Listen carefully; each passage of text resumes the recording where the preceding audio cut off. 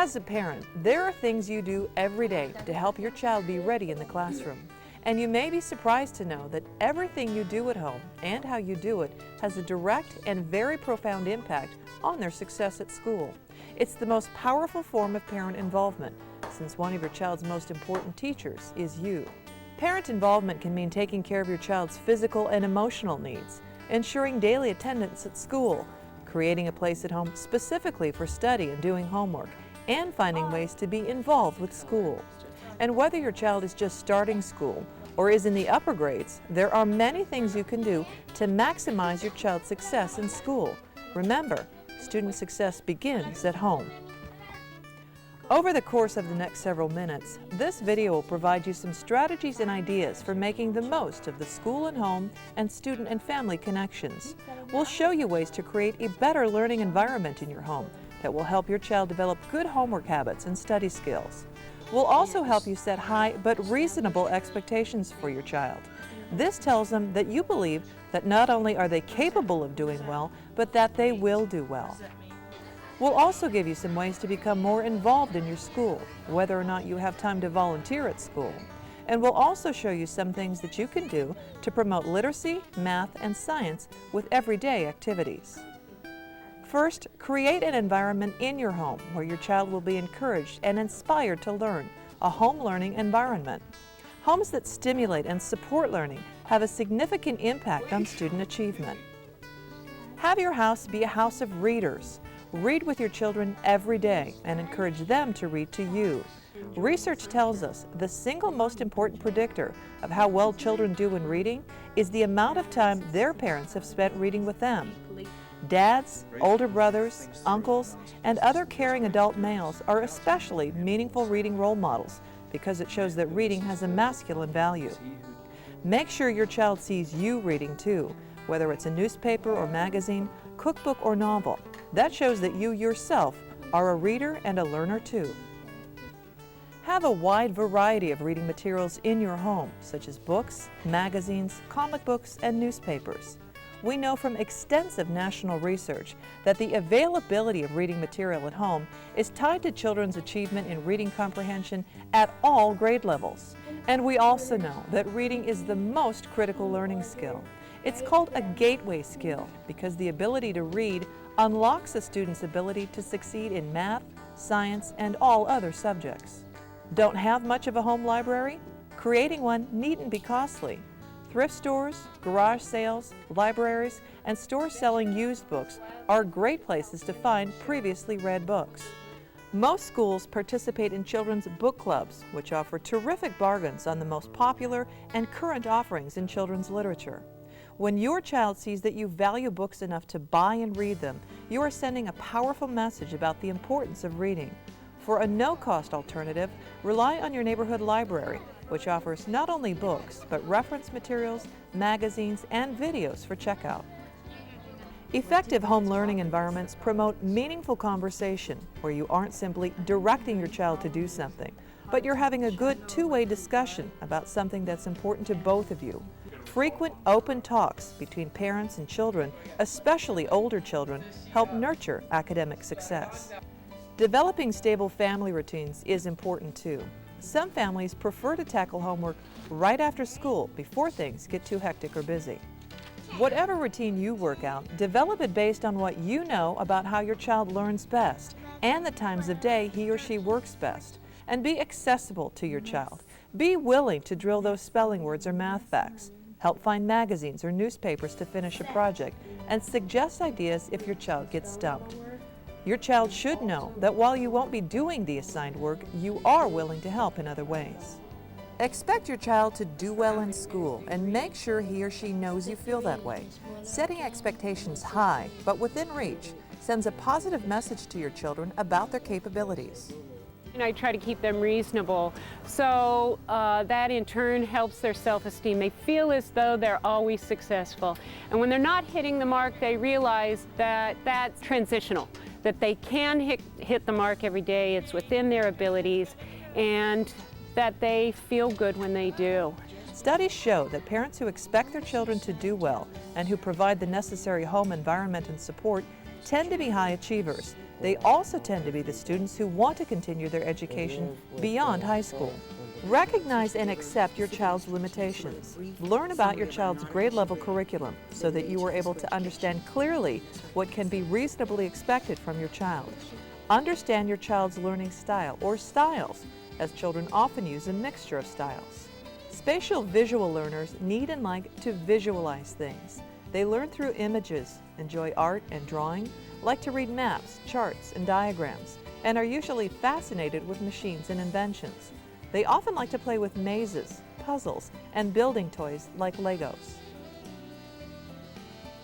Kinesthetic learners process information and knowledge through physical touch. They tend to be active and may have trouble sitting still for long. They need to touch and feel in order to understand, and they need to show you things in order to tell you about them. They are naturally athletic and enjoy sports and lots of activity. Language-oriented learners think in words. They are naturally good spellers and tend to prefer speaking rather than reading, although they can be very good readers. They usually have excellent memories for names, dates, and trivia, and often have a gift for music. Logical learners think conceptually and like to explore patterns in relationships. They enjoy puzzles and seeing how things work and are usually questioning and wondering about everything. They can compute math problems quickly in their heads and enjoy strategy games and building and designing things with blocks or Legos. Take advantage of school events, conferences, and workshops where you can learn more about your child's academic and social development stages and how to support them. Examples include open house, family activity nights, and special evenings focusing on specific subject areas such as math, science, and literacy. Keep a positive attitude about school and about the learning process. If you're enthusiastic and interested in what's happening, that sends a powerful message to your child. And make sure your child knows you have confidence in his or her ability to be successful.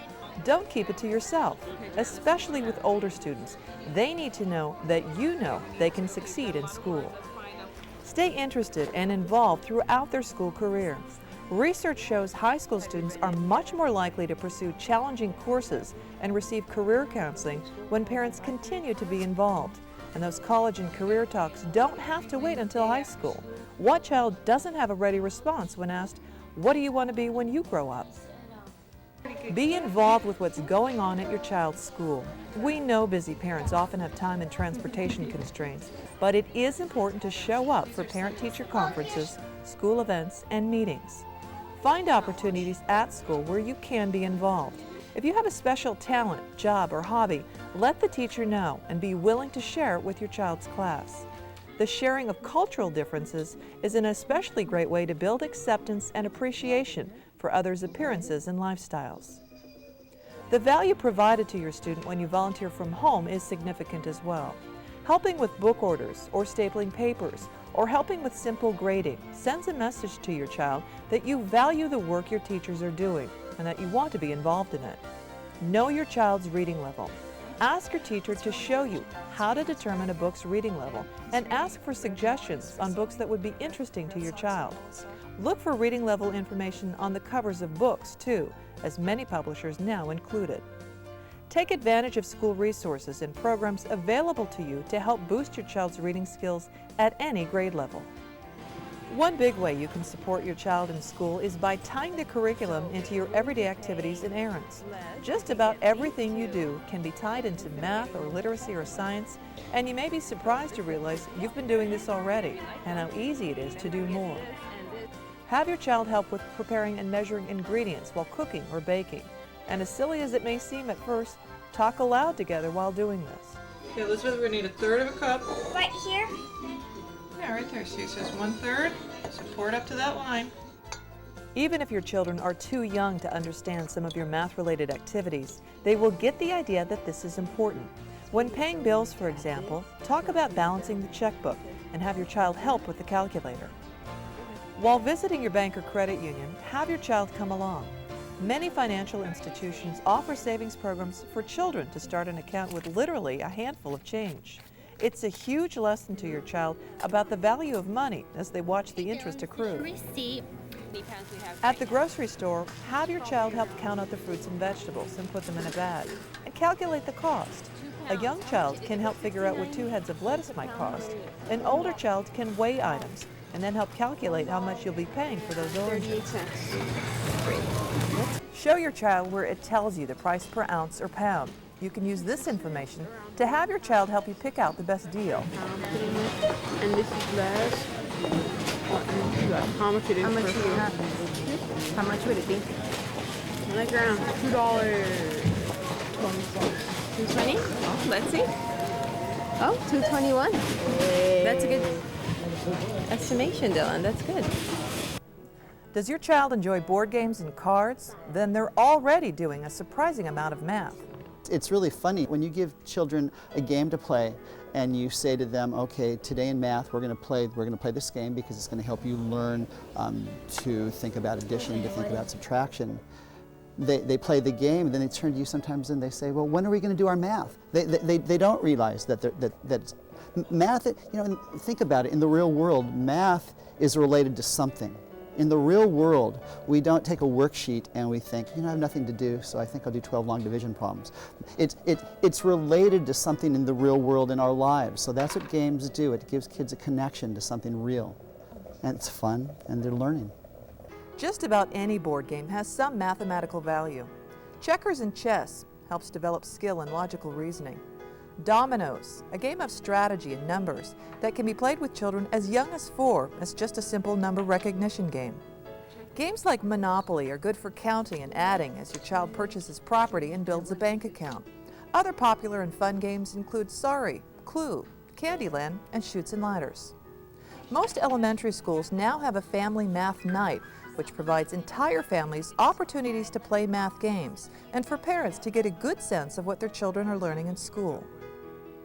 I really enjoyed the video and understanding more about why they're teaching this different approach to math, which is more interactive with objects and other kids and thinking and reasoning.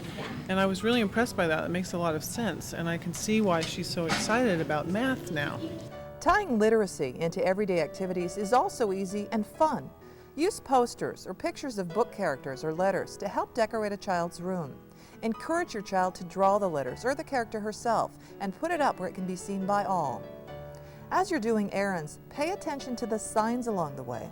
Encourage your child to find words that begin with the same letter as his name and to recognize letters on car license plates.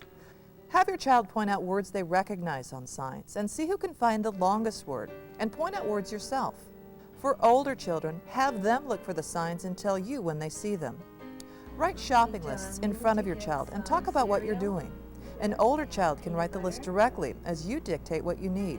You can also have them study the shelves to see what items you're missing.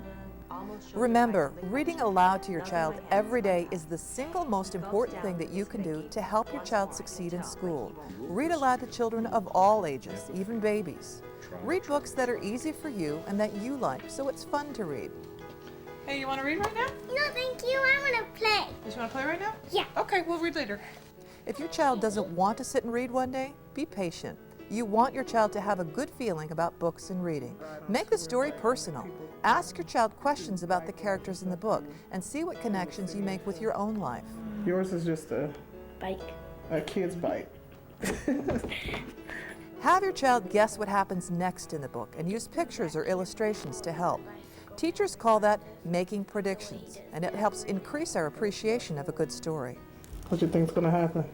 I think that they're probably gonna forget to get them back there by 4.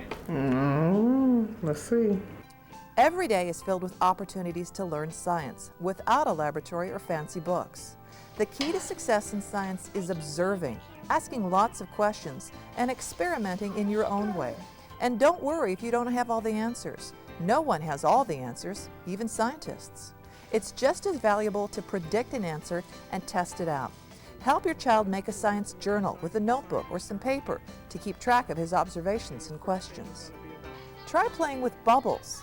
Fill a tray with bubble mixture and try out different objects to blow bubbles. Bubble wands, containers with the ends removed, even wire coat hangers can be converted to bubble blowers. Practice making the biggest bubble or most bubbles and talk about the best way to do it. Whoa!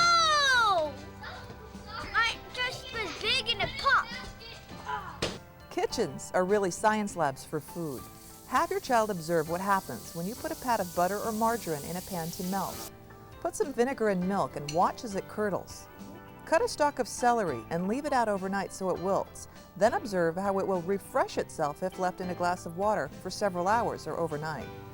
One neat way you can observe how water gets from a plant's roots to its leaves is with food coloring. Take some celery stalks and cut them to about 4 inches below the leafy part. Put these in glasses of water with food coloring mixed in and observe over the course of a day or two how the colors are absorbed. It got soaked up just like the other one. And it's working the red one's working really well. Collect your measuring spoons and cups and let your child find out how many tablespoons of something fit into a cup or how many cups fill up a quart. The backyard or a nearby park is a great place to practice observation skills. Borrow an insect guide from school or the library and go on a bug hunt. See which bugs like which plants or hiding spaces.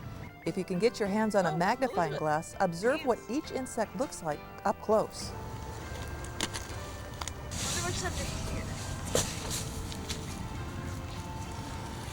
Oh, sweet slug!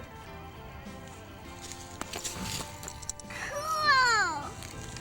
If you live near a lake or the beach, toss different sized pebbles into the water to see what kind of sounds they make. It sounded like kapla, kapla. You can try skimming rocks across the water too to see how often they bounce. Which rocks work best for this? I have two really good rocks because this one has a smooth side and this one has a smooth side right here. So I'm gonna try. Okay, let's see what happens. I'm gonna try for 4. Okay.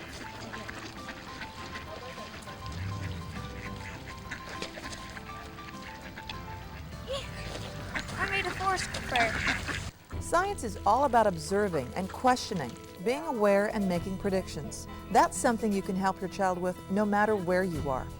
These are just a few ideas, and you and your family will likely come up with many others. Remember, as a parent or guardian, you play a critical part in your child's success at school, and all the paths to student success begin at home. You are the most important person in your child's life, and your home is a powerful place for learning. Each day starts and ends with you. Bye. You have a good day. Thanks. You're a good man, Charlie Brown. Bye. Love you. Bye.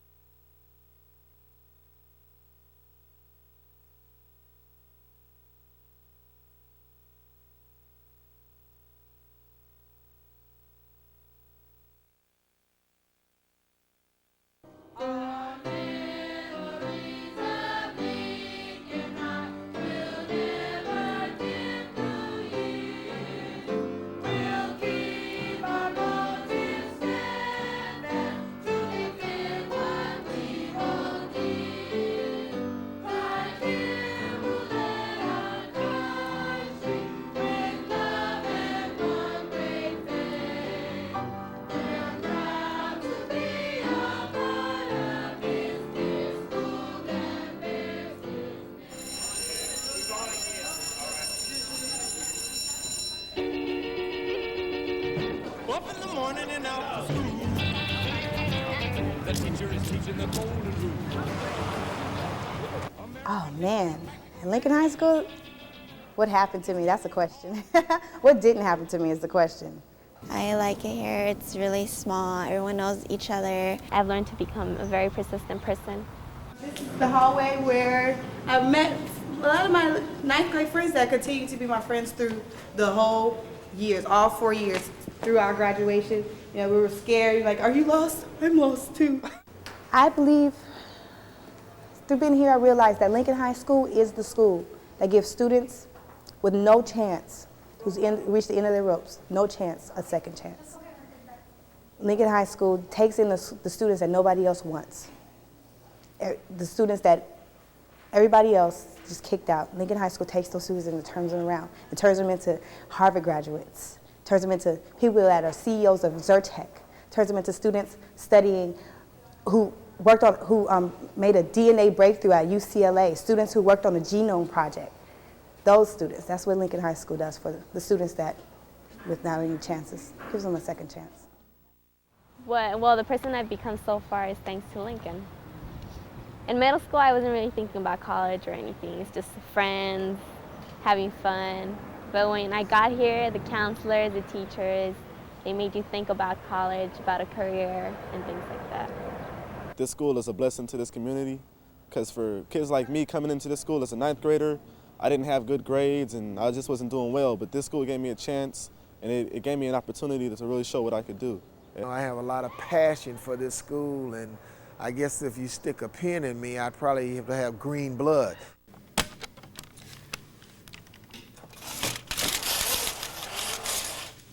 I got blessed to come to Lincoln High School 4 years ago in 1999. The experience has been overwhelming. I eat, sleep, and drink the students. I mean, I'm a mom to all of them. Now watch my Denzel walk. Which he caught up I think I was destined to be principal of Lincoln High School. This school opened and was completed in September of 1950. I was born August 17th, 1950. And as a young child, I attended Lincoln Elementary School, graduating in the 6th grade in the little town of Iola, Kansas. One of the unique features of Lincoln High School as it was constructed was that we were in a Cold War period with Russia, and so this school was used as a bomb shelter.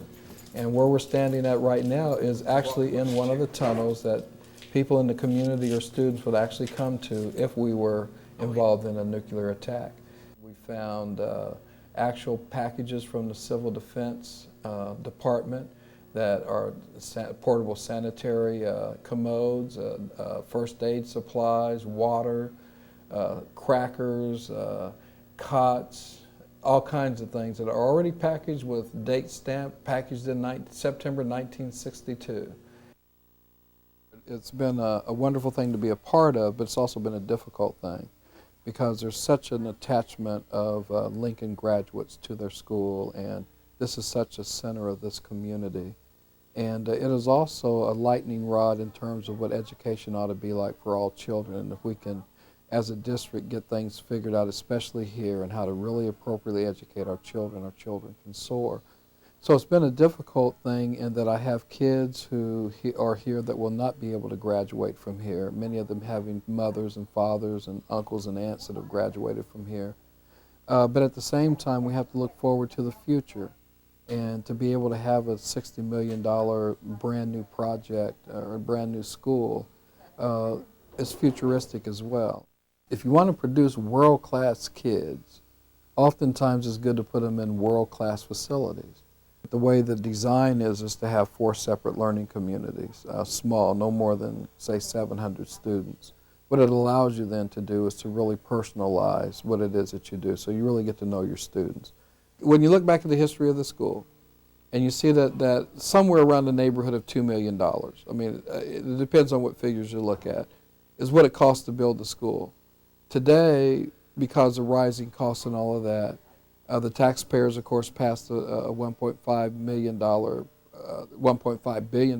Prop MM bond.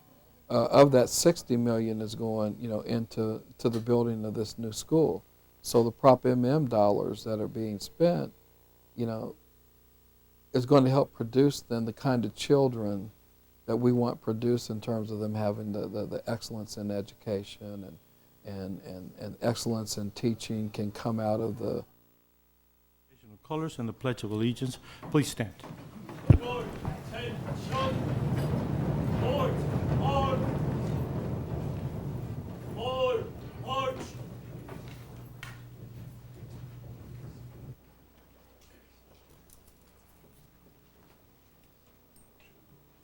Onside, march, color, halt, outward, face, carry, hard, salute. Please join me. I pledge allegiance To the flag of the United States of America and to the republic for which it stands, one nation, under God, indivisible, with liberty and justice for all. Carry, hard, order, arms, right, face, port, arms, forward, march.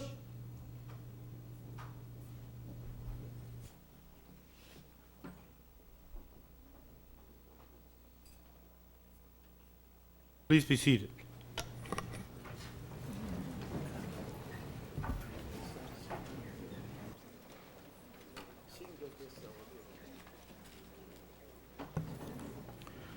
The regular meeting of the Board of Education for February the 28th, 2006 is now called to order. Welcome to this meeting. Your attendance is very much appreciated.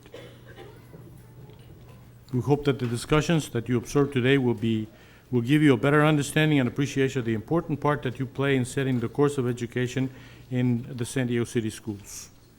Agendas for today's meetings are available in both entryways to the auditorium and on the internet at www.sandy.net. Additional information regarding the agenda items is available at the information desk located near the press table. The board requests that those individuals with pagers and telephones please turn them off or put them in silent mode while you're in the auditorium. The board welcomes your comments in writing during public testimony. Public testimony request forms are located at the tables to my right inside the front and back entrances to the auditorium.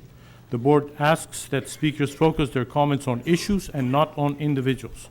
Public testimony requests will be closed as each agenda item is called and the discussion begins. If you wish to address the board today and have not submitted a request for public testimony, please complete the form and submit it to Mrs. Ward, the board action officer. The speakers on agenda items will be called upon to speak during the discussion of that agenda item.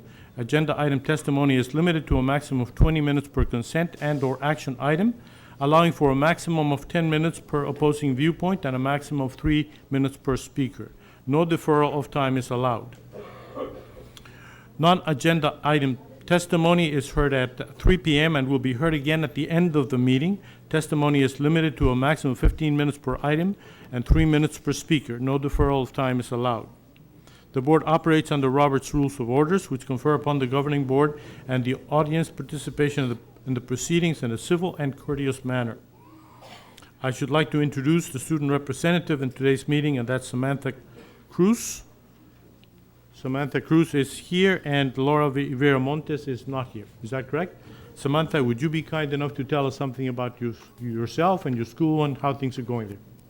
Hello, good afternoon, everybody. My name is Samantha Cruz. I am from Claremont High School. I am the ASB president of Claremont. I am also the co-captain of the cheerleading squad, and I am on the drama department. And another thing about myself is Miss Jackson was my 4th grade teacher. So see, we stick together all the way. All right. Something academically that is going on at Claremont High School, we have just entered our 2nd semester of the school year. I am also a senior at Claremont, so right now we're working on our senior exhibitions and getting all the financial aid stuff in. And also we're working on the California exit exam and getting all the students to pass that. Social event right now that is happening, we are producing the 50 Spin Grease, so you guys should come check it out this Thursday, Friday, and Saturday. Thank you very much. Ms. Jackson, well done. Congratulations. Next item on the agenda is the approval of minutes of the regular meeting on February 14th. May I have a motion? Second. Is there any discussion? May I have a vote, please? It's unanimous. Now we go on to recognitions and presentations. There are 6 items here. Presentation of the Independent Oversight Committee Annual Information Report and Financial Audit. Mr. Betancourt, would you be kind enough to introduce the participants? Thank you, Mr. President. The Independent Citizens Oversight Committee, or ICOC as we know them, is an oversight group created to monitor Proposition MM, the $1.5 billion bond measure that is funding construction and modernization of our schools throughout the district. This is an all-volunteer committee, as the board knows, and they spent countless hours of their time monitoring project schedules, walking construction sites, and examining audit reports in detail to ensure that we spend taxpayer money efficiently and responsibly. I've been very impressed in the short period of time that I've been here, and having had the opportunity to visit them on 2 different occasions during their meetings, at the thoroughness with which they go about their work. Indeed, we have a lot to be proud of in our district in the accomplishments of the work done under Prop MM. And it's my pleasure and privilege to introduce to you Ms. Dorothy Leonard, who will give brief remarks and then introduce fellow ICOC members who will present a fuller report. Welcome, Dorothy. Thank you, Mr. President. Thank you. Is this on? Thank you. Am I close enough now? Okay, thank you. Dorothy Leonard, again, Chair of the Independent Citizens Oversight Committee. We're here to present our 6th annual report to you, the Board of Education. And I know John DeBeck's been here for all of them and heard them all. It's always a pleasure to come and let you know what's going on and what our findings are. As you know, we are required by the bond issue to keep you and the Board of Ed and the public informed of the outcomes and the progress of the bond measure. Before I introduce the members of the ICOC, I want to commend, and as Mr. Betancourt said, the work of the members of this committee is truly outstanding. The people that put together the bond measure, and as you look forward to another bond measure in the future, did an outstanding job in identifying the types of organizations that should be represented on this oversight committee. And it's varied, and I think the composition of the group has been very successful in identifying problems and finding resolutions to problems as we move forward. Stuart McDonald's, we're kind of spread out a little bit today. We have Stuart McDonald here, who's Vice Chair of the ICOC and represents the American Institute of Architects. Jesus Garcia said he would come. He didn't make it to the front row. I don't see him here, but he chairs the Implementation Subcommittee and is a Board of Education appointee, and is also, there's 2 of us that are original members, have been on the ICOC since January of 1999. Phil Nearhood is chair of the Reports and Audits Subcommittee and will also be participating in the presentation today, and he represents Financial Executives International. Jonathan Tibbetts is chair of the Planning Subcommittee and represents Construction Management Association of America. You can see the nice variety we have here. Neil Darrow represents the Business Roundtable for Education and has been involved. I think he was also involved in the pre-proposition work that was done to decide what should be on the ballot. And also Leon Brooks, who is another Board of Education appointee. We have a few members who couldn't make it today, and but their participation is equally as important. We have Mike Schatz, who represents Construction Management Association of America. I'm sorry, John Tibbetts is American Society of Civil Engineers. I was reading the wrong column there, John.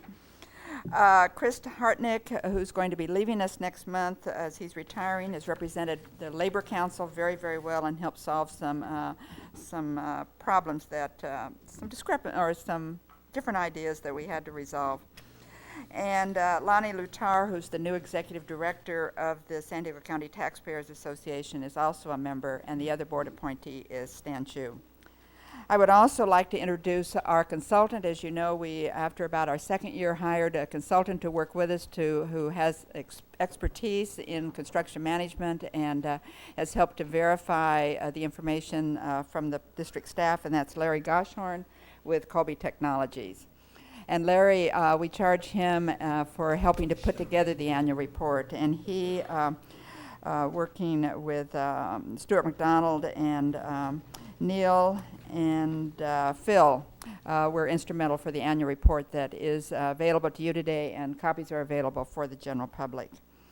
So at this time, I also want to thank Mr. Kiesling, Bob Kiesling, and all of the Prop MM staff. They are incredible to work with. They don't hide anything from us. Everything is open, and we are kept up to date and apprised of not only the problems, but the good things. And we have both that we're dealing with, and that's what happens in construction. This time, it's my pleasure to introduce Stuart McDonald, who will present the annual report. Thank you.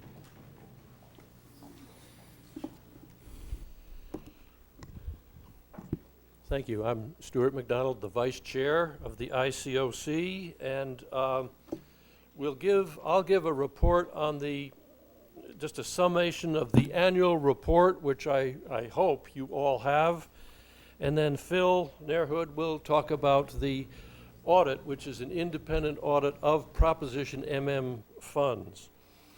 The ICOC was created by the board to monitor the work of Proposition MM. Specifically, we review scheduling, budgeting, planning of projects funded by Proposition MM before the expenditure of funds. Based on such a review, we advise the board and the public of recommendations relative to scheduling, budgeting, and planning, again, before the money is expended. In addition, and I'll say more about this later, we review the board-approved major repair and replacement program and, again, its implementation. And finally, we're charged with verifying that the work that was promised in the bond is completed and the bond's funds are expended in accordance with the bond measure. This is our fifth report, I think, to the board. And in 2000, before I was here, it was reported that we were 15 months behind schedule in Proposition MM. Last year I was here, and it was awfully nice to say, hey, we've caught up, maybe we're a little bit ahead. This year, we're reporting that the work on existing campuses is ahead of schedule, but the schedules for several new schools have been pushed back. Nevertheless, I think that the program continues to do well and that we still expect the promises made to the voters and to the community will be fulfilled. Let me highlight some of Proposition MM's accomplishments through this past year. Each year, the ICOC establishes expectations for Proposition MM, and last year these expectations were not all met. Only 2 of the 3 expected new schools were open. Construction started on 4 new schools instead of the expected 5. And I think this board is all familiar with the recommendation for a site that was made for Memorial Area Middle School has been postponed, and the project is currently on hold pending future consideration as to how to resolve the overcrowding in the middle school students in the Memorial area. However, there were some significant accomplishments in 2005. Cherokee Point Elementary and Herbert Ibarra Elementary Schools were opened in September. Golden Hill Elementary and Walter Porter Elementary South were opened last month. Francis Meade Elementary, that's a rebuilt school, will open next month. and work is currently underway on another 5 new or rebuilt schools, 4 of which were started last year. At existing schools, major repair and replacement work, which was identified and specified for inclusion in Proposition MM work, is essentially complete. Principals at over 60 schools have acknowledged, accepted the completion of the promised work on their schools and signed off that it's done. Minor items remain on another 98 schools, and these are being addressed. One of the things that I think everybody on the ICOC is quite proud of is the important part of business outreach in Proposition MM.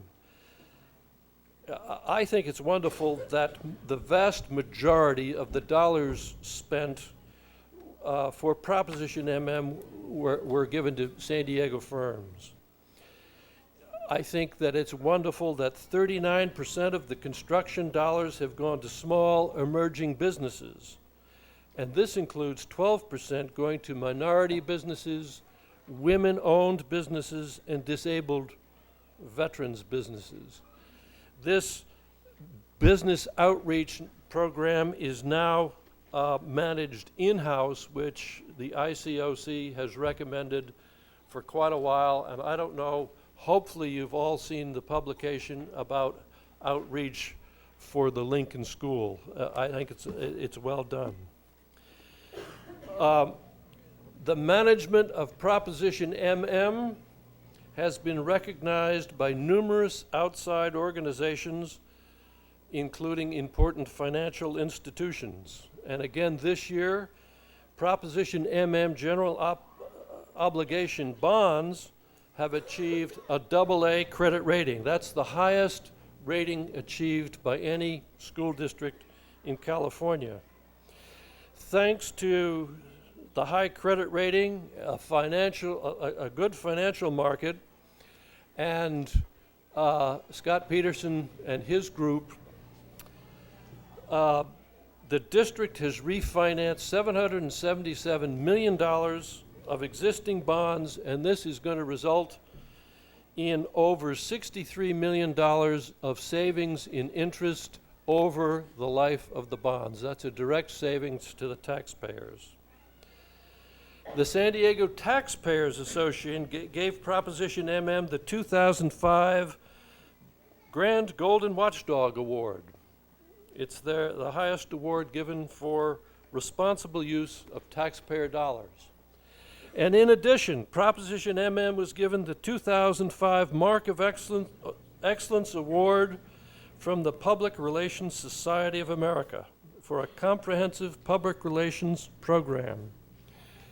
Credit for this is due in large part to Erica Wilgenberg, who's the facilities communications supervisor, and Cynthia Reed Porter, the communications liaison. There's the good stuff. Along the way, as I'm sure the board realizes, there have been significant problems. Back in 2003, the board unanimously adopted the ICOC developed package of $201 million in potential savings, and the actions included cost reductions through such things as increased modular construction, revised design standards, building new schools on existing district properties, and decreasing the size of sites for new schools. But in addition, funding enhancements such as increased reliance on interest earnings from the bonds and state school building fundings were employed. To date, these actions have achieved about $200 million in cost avoidance and increased fundings. Through these actions, Proposition MM has been able to overcome unprecedented increases in land and construction costs, and to still ensure all promises made to the voters of this community will be fulfilled. The schedules of new schools have, as I'm sure the board is aware, been influenced by several factors. Record rainfall last winter resulted in rescheduling of Golden Hill Elementary, Meade Elementary, and Porter Elementary South. One of the cost reduction measures adopted in February 2003 was increased use of modular construction. However, the bankruptcy of a major modular contractor has impacted schedules at 3 schools, Lincoln, Griffith Joyner, and keep your fingers crossed, maybe Normal Heights, but hopefully that one will open on time. Other schools with impacted schedules, I'll just quickly run over. Thurgood Marshall Middle School has been rescheduled to 2007 because of heavy rains, removal of unexploded ordnance, and some waterway issues. Laura Rodriguez Elementary is going to be late due to extensive soil removal due to contaminants. Burbank Elementary was held up a little while for issues related to housing students during construction. And Jonas Salk has been delayed by mitigation or looking for mitigation for vernal pool fairy shrimp issues. And I mentioned earlier the Memorial Area Middle School is on hold pending looking more into what can be done for overcrowding there. So, what else is the ICOC doing? Mr. Battencourt mentioned a few things, and I won't go into them, but we do in-depth audits of 3 schools looking at the work, the quality, was the work promised done, and also following the money. Was the money that was budgeted, planned, spent properly? And Phil Nairhood will talk more about that. In addition, the ICOC Implementation Subcommittee gets out and walks the school sites and looking at the quality of construction and the construction process, and we come up with reports to share with the staff, and I think it's been quite helpful. I just went out on a follow-up visit last week, and a year ago I thought we'll never get Porter South open on time, and wow, it's open and it looks great. For 2006, the ICOC has set objectives for itself and expectations for the school district. They're on the back page of our annual report. But in 2006, the ICOC will continue to verify the cost of work and accomplishment of items outlined in Proposition MM. We're going to monitor the remaining funds, oversee the audits, conduct field inspections. We also are going to do our best to ensure community involvement and joint use of fields with the city and with other groups. The ICOC in turn expects the school district is going to get 3 new schools and 1 rebuilt school open in 2006. Hopefully we'll begin construction on 1 new school, and hopefully we'll get a development of a plan for accommodating the middle school students in the Memorial area. And finally, we want to get the principals to sign off on the work done at least 80 of the remaining schools. Let me just finish up with one item that isn't extensively covered in our annual report. And this is addressing the issues that concern long-term funding for major repair and replacement. 2 basic tenets of the Proposition MM bond measure were: 1, to correct the backlog of needed major repair and replacement of existing facilities, and 2, to prevent development of future backlog through ongoing district funding. I won't go into the figures, but since 1998, a great deal more backlog has been identified. And there's been an ongoing, and I think very comprehensive 2-year facility condition assessment that has shown that the MRR needs back in 1998 were understated. The ICOC is now aware that neither Proposition MM nor annual district funding will satisfy all the school facility needs of the district, and that a future bond may be a means to address the remaining needs. Through its review of MRR plans, the ICOC is also aware that it may be necessary, again, to use capital bond funds to address a backlog of MRR work. I can only conclude that there's really difficult work ahead for the district to solidify an MRR plan that can be maintained over the long run.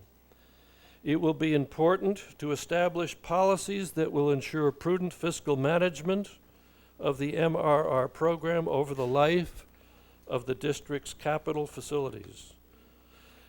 And this, of course, is a period of time that's going to exceed the term of any board member, of any staff member, or of any committee member here. In the near future, the ICOC will be forwarding recommendations to the board to address this important issue. Thank you. Can I just say one more thing? Final thought. Yes, please. In closing, I really would like to commend the school district staff for their hard work and commitment to successfully completing the district's Proposition MM obligations. And next, let me introduce Phil Neerhood, who's chair of the ICOC Reports and Audit Subcommittee, who's going to fill you in on the audit. Thank you. Please.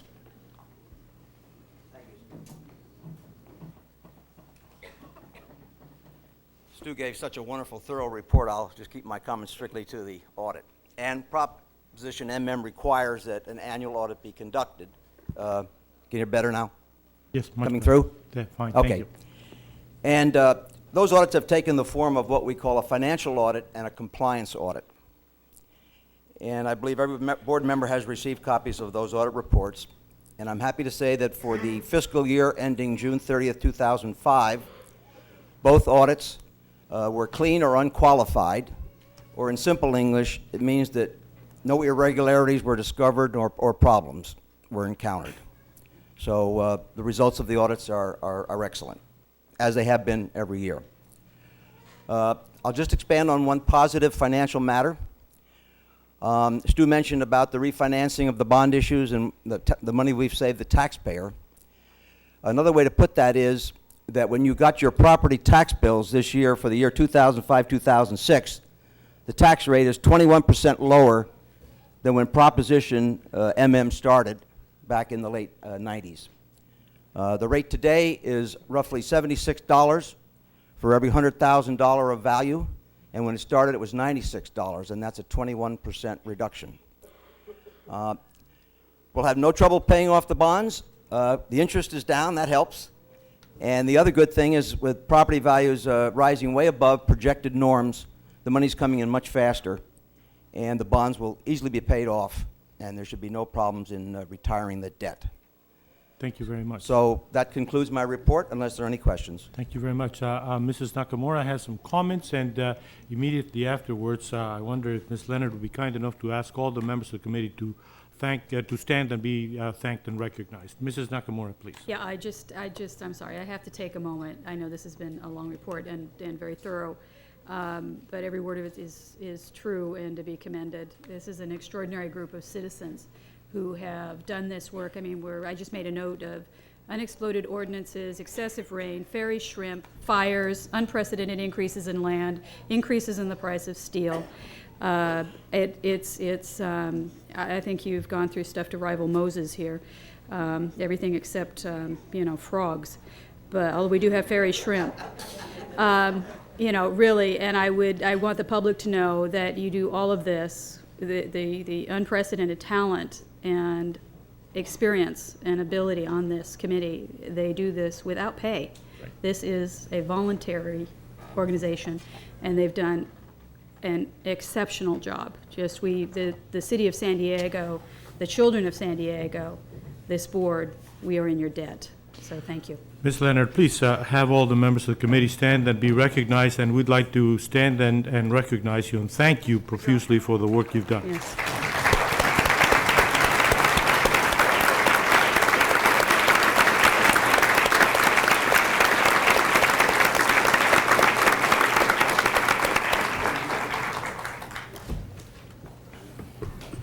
Thank you very much. Mr. Superintendent, Mr. Deputy Superintendent, would you be kind enough to lead us through the program Student Recognition at Roosevelt Middle International Baccalaureate Program, please? Yes, thank you, Mr. President and members of the board. It gives me great pleasure to call to the podium the principal of Roosevelt Middle School, Ms. Julie Martell, who would like to present some wonderful news for your information about recent events at Roosevelt Middle School. Principal Martell. Thank you. President Ackley and board members and Dr. Cohn, superintendent, and district colleagues.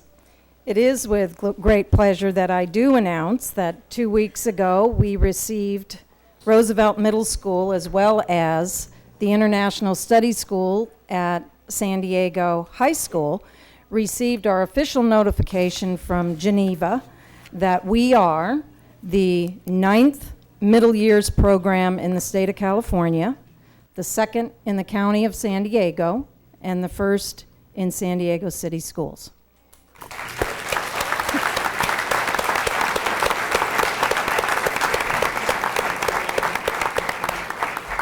Amazing. Just amazing. Thank you for the opportunity to just share a few highlights of the program. I have some handouts for you that will go into much greater detail than I will share with you at the moment.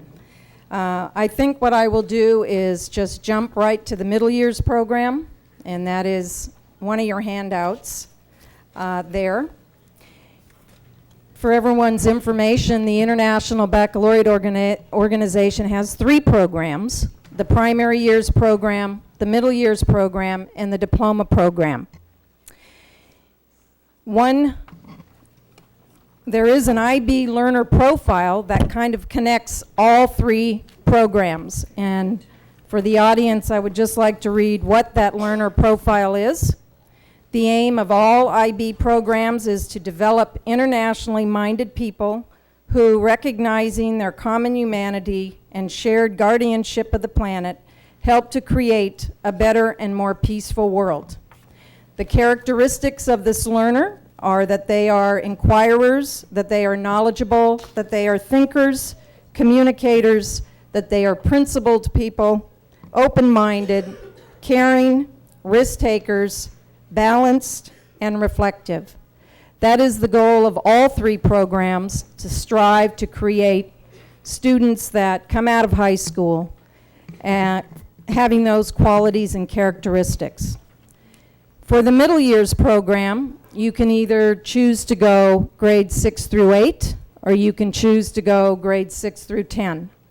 We made the choice to go 6 through 10, and I think it's been great because it has fostered Roosevelt's relationship with one of the schools at San Diego High School.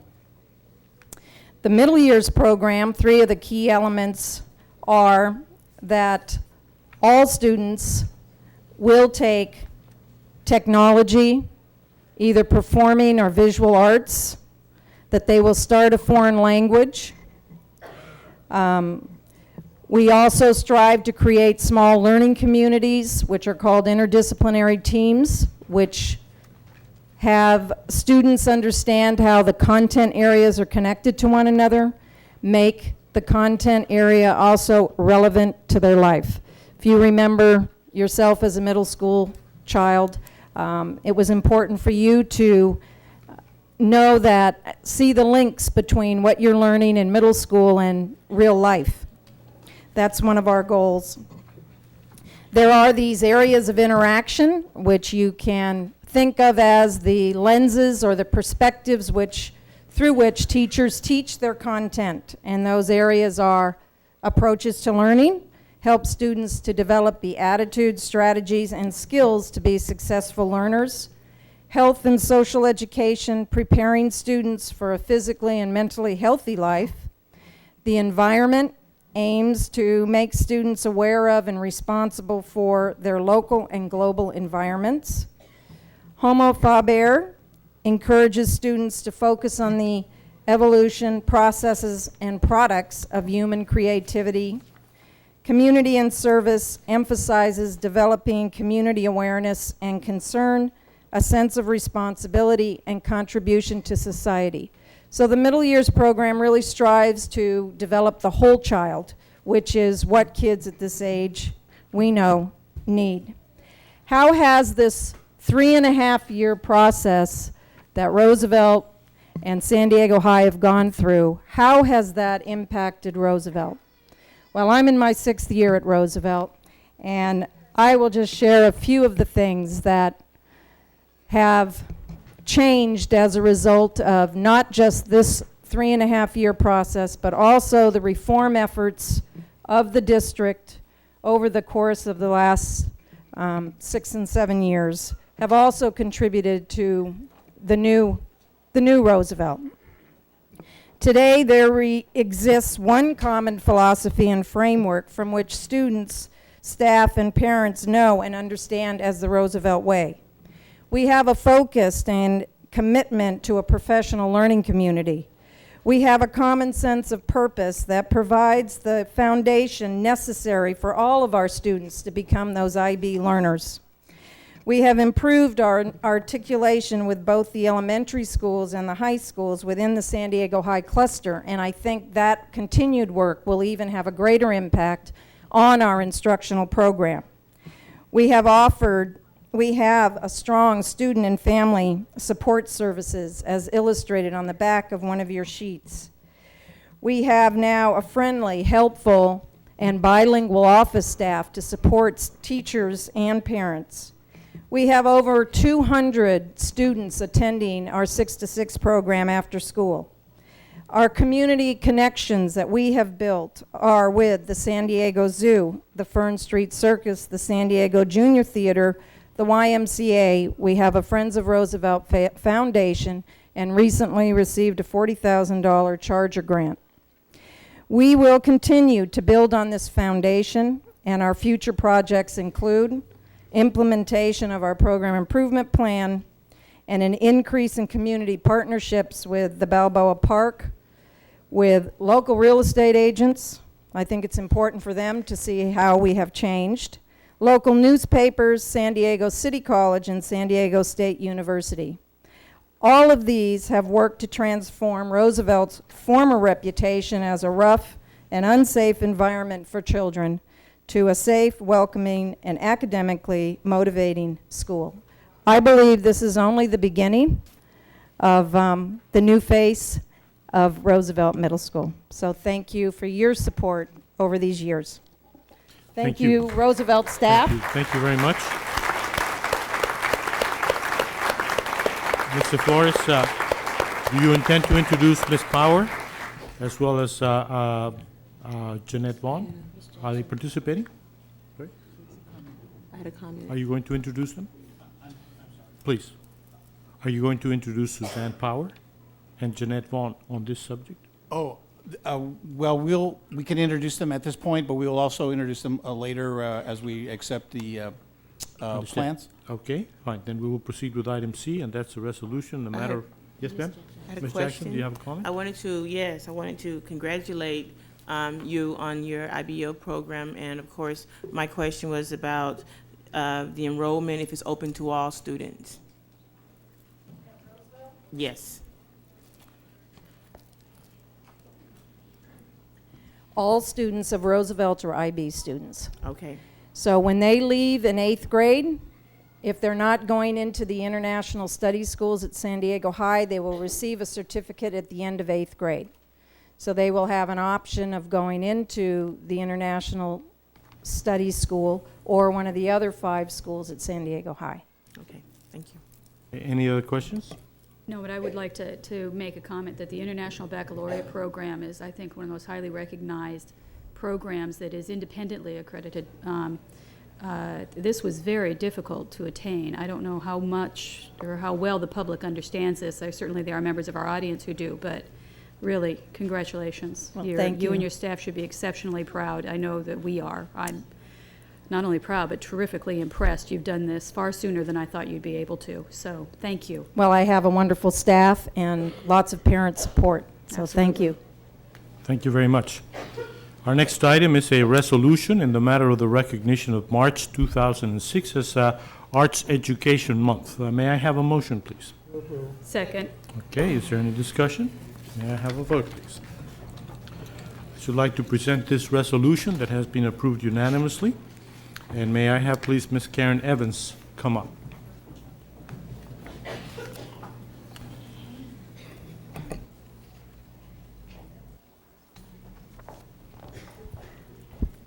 Would you like to make some comments?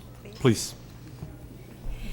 As director of the San Diego City Schools Visual and Performing Arts Department, I'd like to thank the members of the school board, Dr. Cohen, and district staff for declaring March as Arts Education Month in San Diego City Schools. You have demonstrated your belief that dance, music, theater, and visual arts are all part of a comprehensive educational experience, and that the arts are indeed a core subject vital to the education and development of the whole child.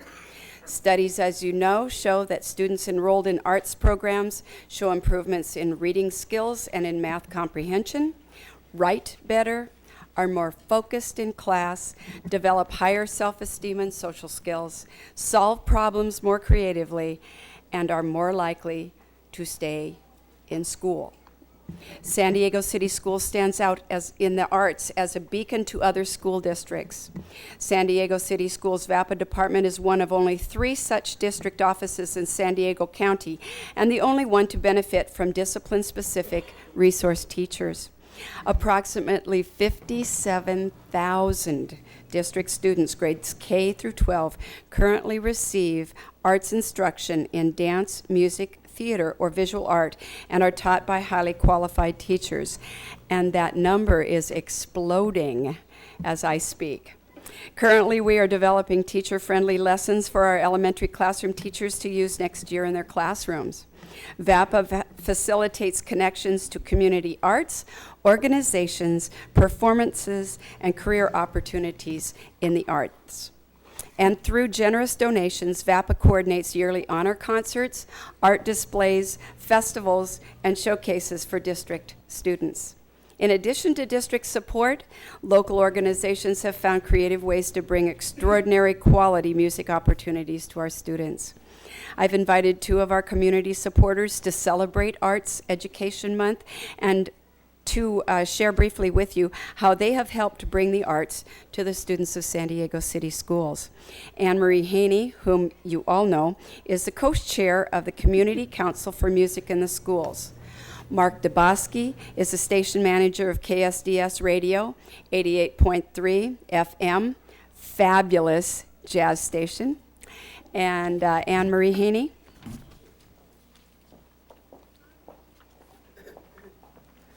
Good afternoon. Hello.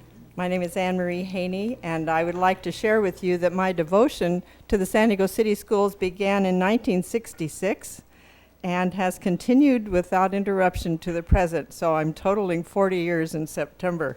I just can't seem to get enough of you, I guess. Our 3 children attended city schools for a total of 39 years collectively, for which my husband, slow learners, and my husband and I are eternally grateful, as you may realize, with what a bargain. I have to say it.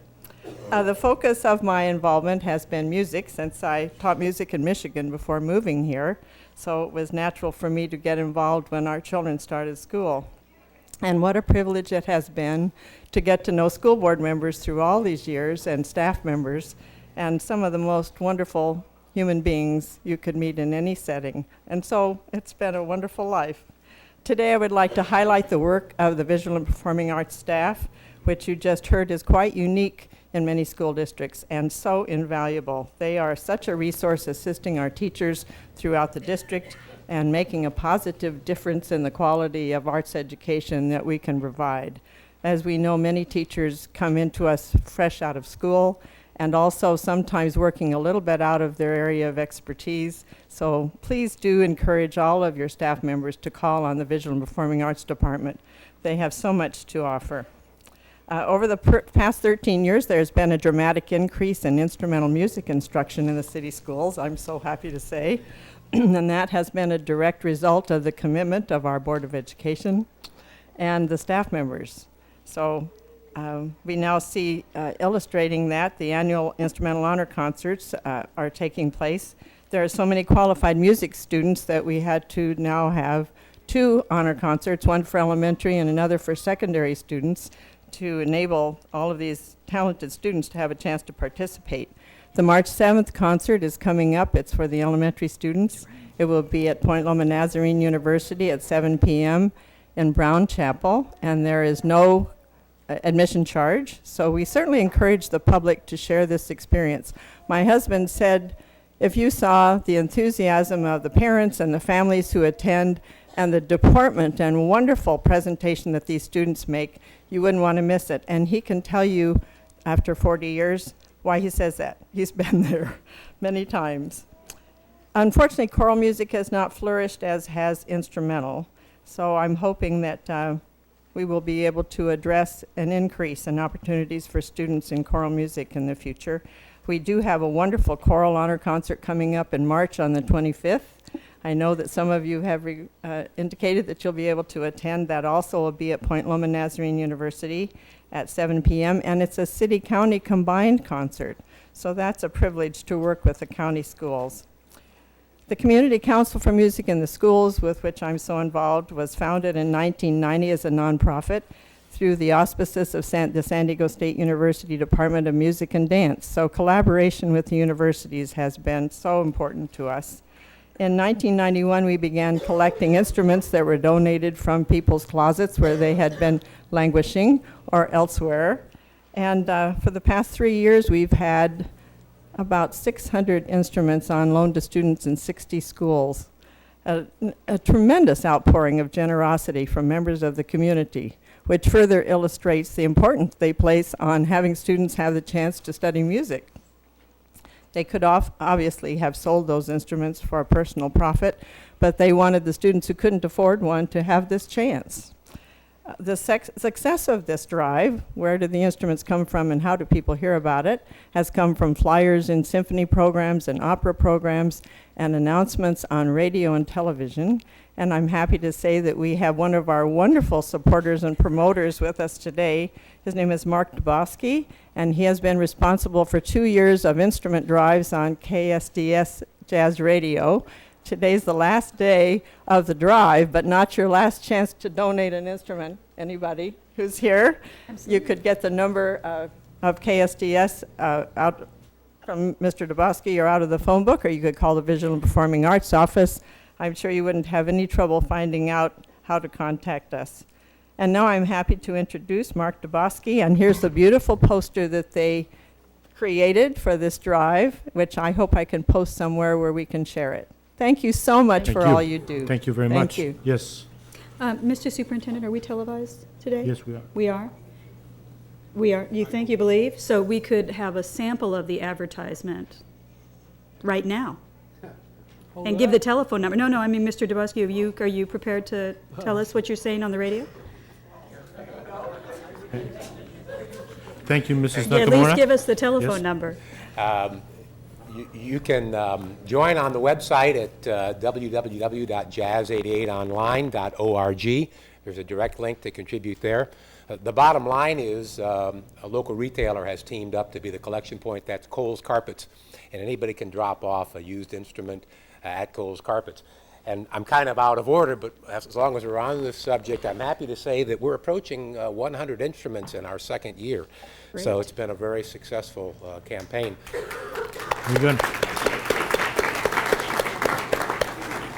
KSDS is licensed to the San Diego Community College District as an educational nonprofit radio station, one of two in San Diego.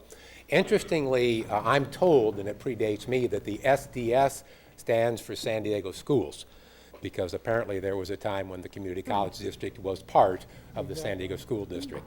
So as a result, our tie and our commitment to education is quite natural. And we view jazz as a lens through which to view the world. So our listeners depend on us to enrich their lives. And our community partnerships are a very important part of that. And our partnership with the San Diego schools is essentially important to us.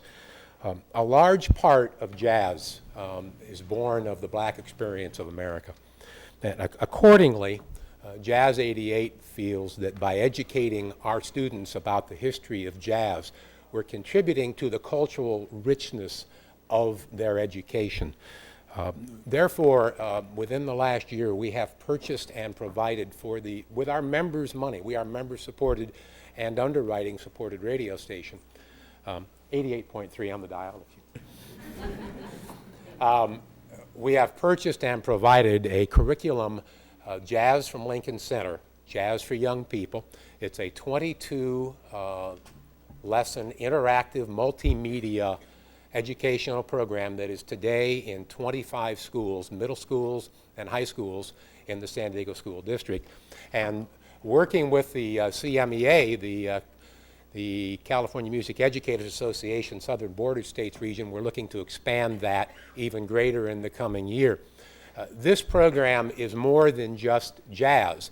It's a cultural explanation of what jazz came from, the experience of jazz, the experience of that part of America. And interestingly enough, it's a part of America that is in jeopardy right now as we watch New Orleans try to recapture its culture. It's important to us to keep that culture alive. Essentially, I wanted to talk about that, and I wanted to talk about our partnership with Anne Marie and the fact that we feel that putting instruments into the hands of children is a very important contribution. We also host a jazz festival for high school and middle school students coming up on March 18th at City College. That will be televised. It'll be taped and televised, and personally, it's the most fulfilling day I experience at my radio station, watching young people play music and do it for the pride that they show. So that's KSDS, that's our commitment to the arts, and why we feel that arts and culture are intermingled, and why it's such an important recognition that you give. Thank you very much. Thank you. Thank you very much. I have the resolution. It is signed by each member of the board and also the superintendent. I would like to give this to Ms. Evans. Would you be kind enough to come up, and maybe we can have a picture if my colleagues and the superintendent would like to. With Anne Marie. Yes. As well, and Mr. All right. Fine. Yes, The whole bunch. please bring whomever you can. Thank you. No, in the middle. On the trapdoor.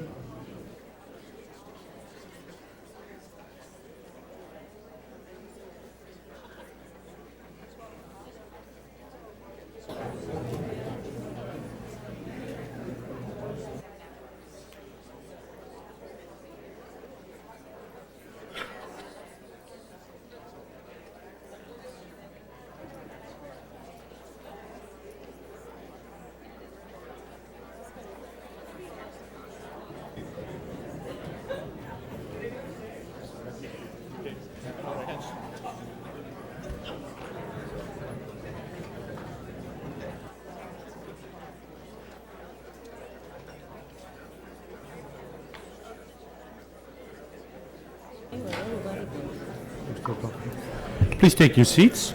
Thank you very much. The next item is also a resolution. I have to step out and I have drama rehearsal in 10 minutes. Thank you so much. Nice seeing you again.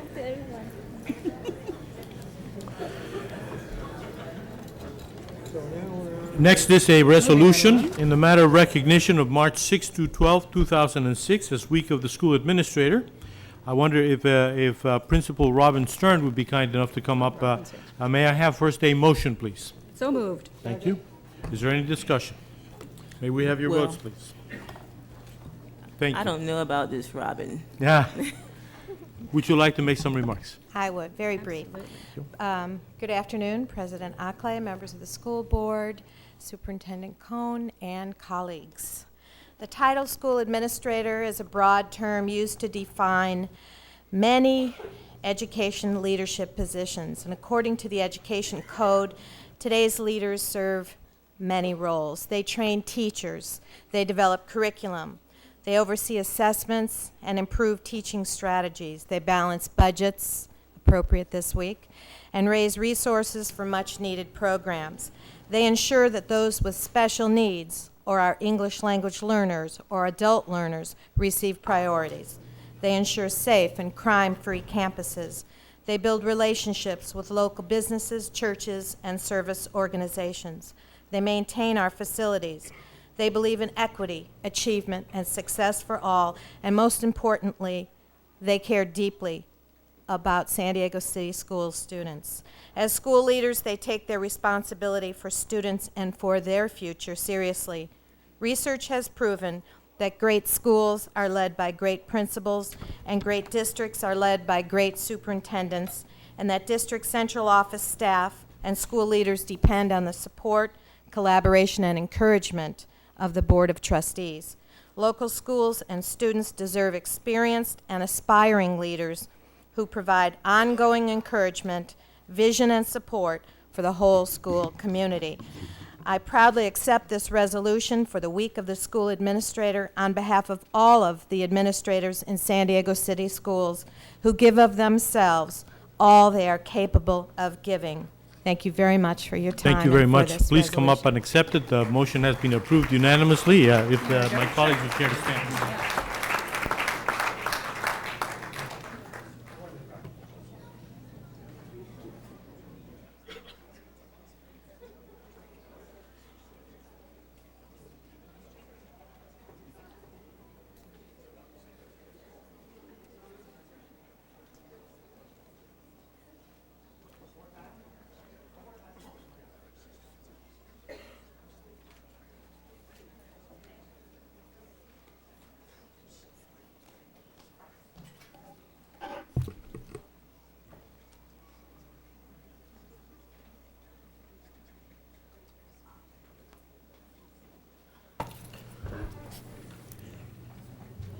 The next item is also a resolution in the matter of support for Read Across America, and that's dated March the 2nd, 2006. May I have a motion, please? Second. Is there any discussion? May we have your votes, please? And I'd like to introduce and present Mr. Terry Pesta, President of SDEA, and Dean Vogel, Secretary-Treasurer of the CTA. Thank you for your comments. Thank you. Very brief comments. I'd like to thank you for the resolution. As you know, this is, Dean, probably about the 10th, 12th year for Read Across America. It's sponsored by the National Education Association nationwide, and in California, sponsored by the California Teachers Association. And the theme in California is a little different than the rest of the nation. The rest of the nation, the theme's built around Dr. Seuss.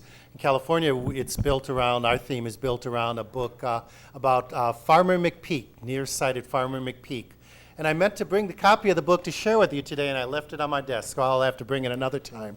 So the slogan with Farmer McPeak and his missing cows, the slogan that we use in California is "Got Books."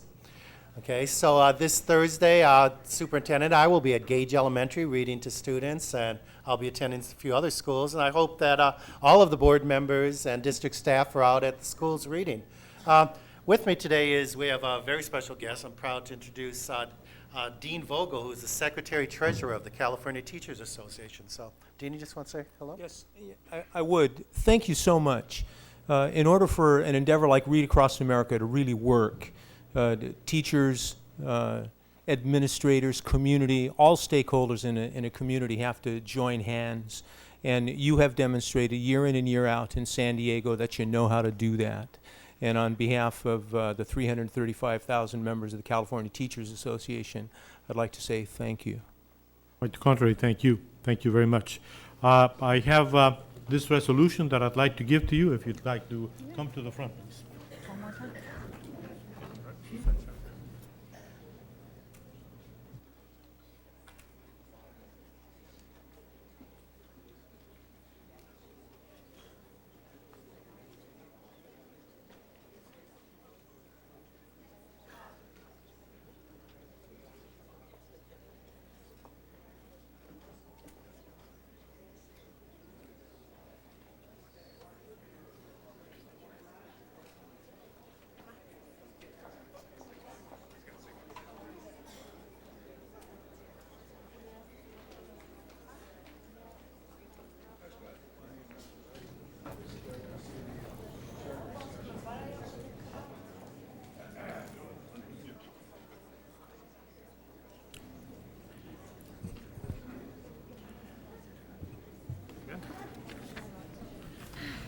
Mr. President. Yes, sir.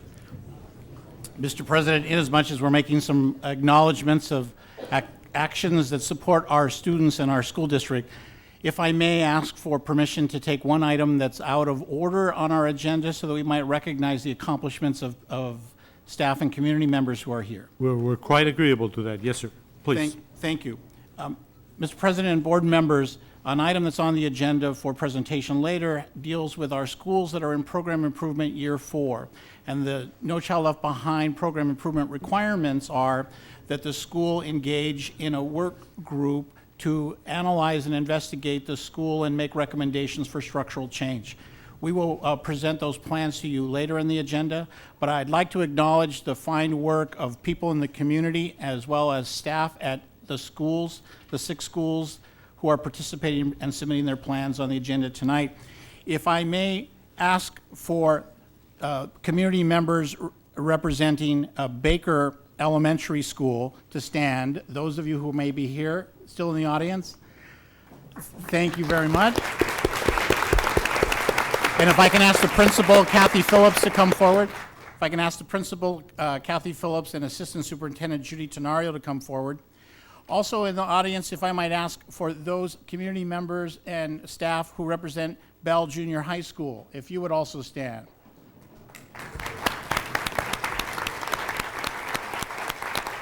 And if I might also ask the principal, Christy Dean, and Assistant Superintendent Carrie McVeigh to come forward if they're in the audience. Also, the community members and staff at Farb Middle School, if you would stand and be recognized.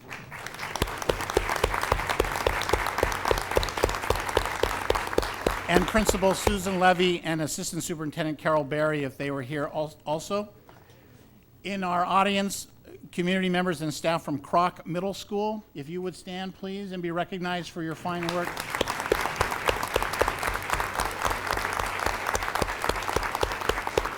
And Principal Susan Manning and Assistant Superintendent Judy Tenario. And Roosevelt, community members and staff from Roosevelt, if you are still here in the audience, would you also stand?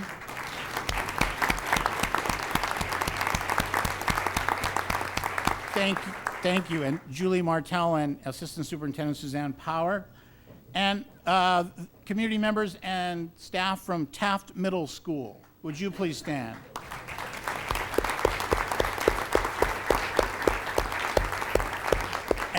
And Principal Kelly Peacock Wright and Carrie McVeigh. For each of you, I know that you've contributed countless hours to our schools and our school district in meeting, discussing, grappling with issues that will be presented to the board and for the district for consideration before final approval. And on behalf of the district, I'd like to present each and every one of you with a certificate of our appreciation in recognition of your involvement on the Program Improvement Year 4 work group. Your dedication and efforts are greatly appreciated. So I will present these to our principals, and I will ask you if you would kindly make certain that every member of your work group receives these. And on behalf of the Office of Deputy Superintendent and the district, thank you very much to each and every one of you for all of your countless hours. Thank you.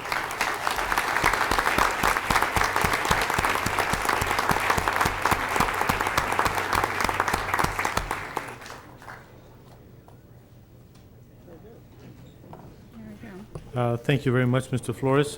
By the way, this does not mean that we are not going to be discussing that item in its order. It just means that we moved up the recognition. So item 7B remains in order. Before we turn to item 6, which is a staff report regarding Proposition 39 facilities request for charter schools, I would like to suggest that probably a 3-minute break would be in order. If you don't mind, we'll be back in 3 minutes. Thank you.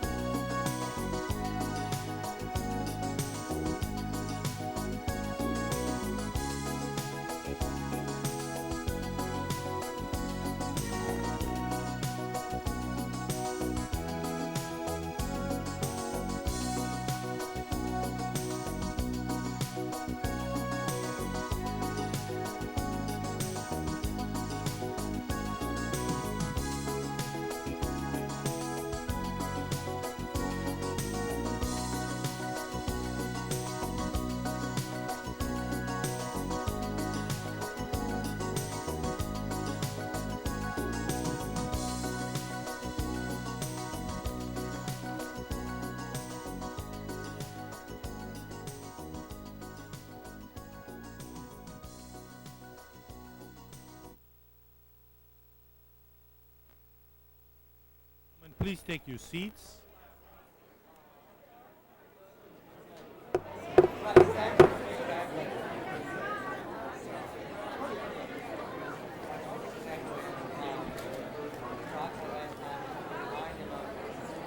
Thank you very much. Please take your seats.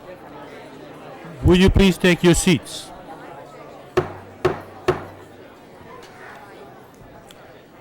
Thank you very much. May I have a consensus from the board, please? I'd like to take item 7B now. It deals with an instruction report, and it will also deal with some of the substantive issues of the charters. And then we will take item 6. No objection from Mr. Flores? None. All right. Fine. Then let's proceed with item 7B, if you would, please. And for that, I already have at least one person that would like to address the board. Mr. President and members of the board, this body received a petition from the Albert Einstein Academy for a charter middle school.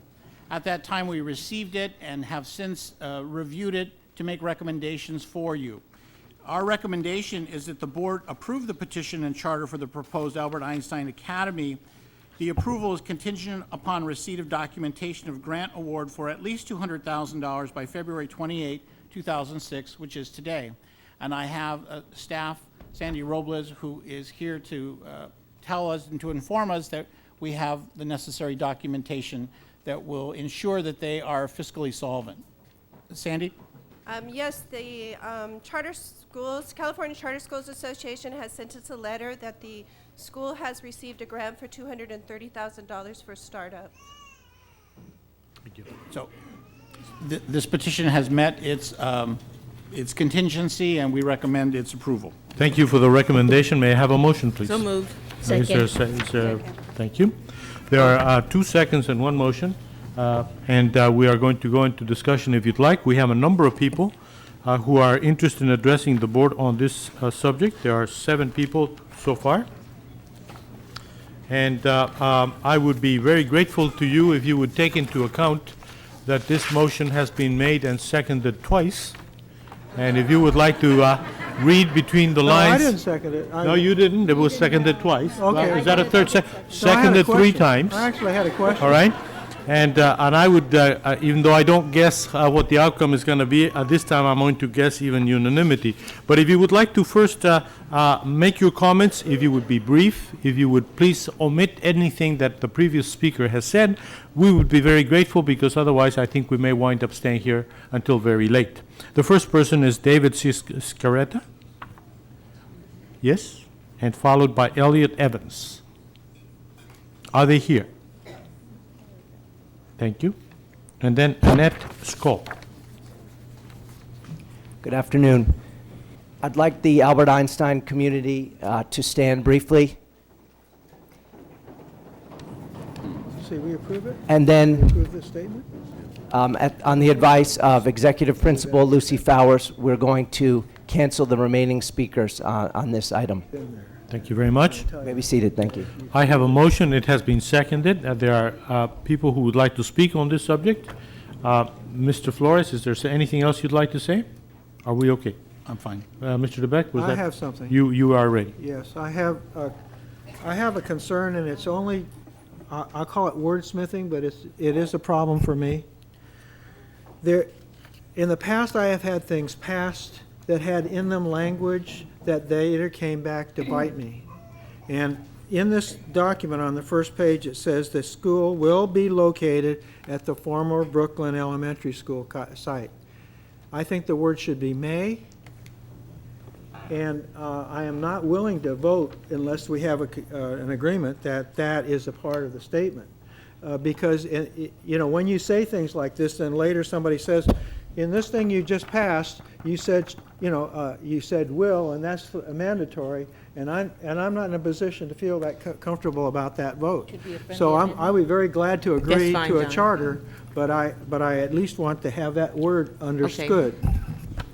Okay, that's fine, John. Well, I'm saying that This is part of the We discussion, can, please. as a group, agree to it or not, but if somebody wants to make that motion, fine. If you want me to, I will. Yeah, I second that. It's, Fine, is this going to change the minds of the people that were not going, that are now not going to speak? We have Mr. Evans who No, they should intends to speak, speak right? if they have a concern about Very the well. change. Is there a reaction or a concern or an opinion by the superintendent or the deputy superintendent on this subject? Okay, fine. Mr. Evans, you're first. Actually, I'm Mr. Sciarretta. Okay, I'm sorry. But Yes, thank you. Where's Mr. Evans? He's coming, right?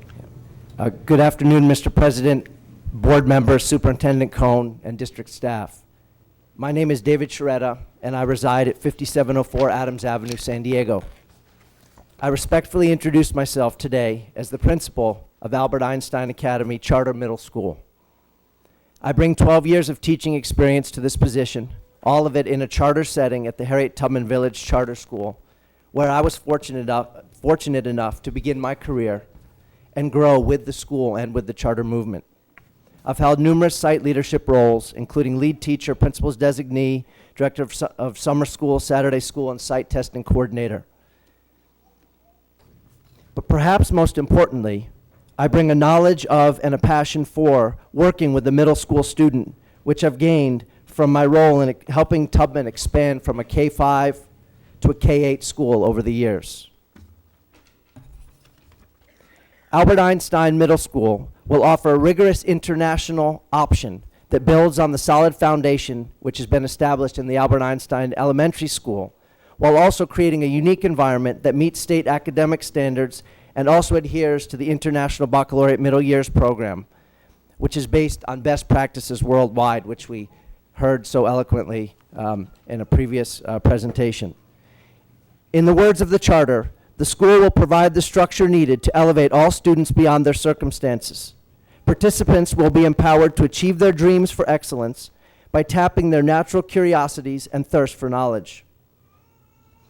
Albert Einstein Middle School will prepare culturally and linguistically diverse students for a global learning and work environment, while preserving and augmenting local connections through community service.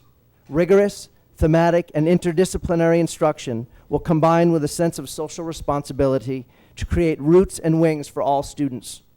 Roots to anchor them in their cultural heritage, and wings for creative, innovative, and transformative thinking. I look forward to serving as the Albert Einstein Middle School lead teacher and lead learner within a school community that is a credit to the district, the charter school community, and the International Baccalaureate Organization. And I also wanted to assure everyone, Principal Fowers is not going away.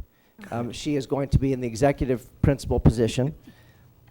And I also today have for you some documentation that was already mentioned regarding the grant, as well as documentation that shows that shows the families of over 200 students who are interested in this middle school option. So I'd like to respectfully submit that to today as well. Okay. Thank you very much. Thank you. Thank you very much. Is Mr. Evans still interested in speaking?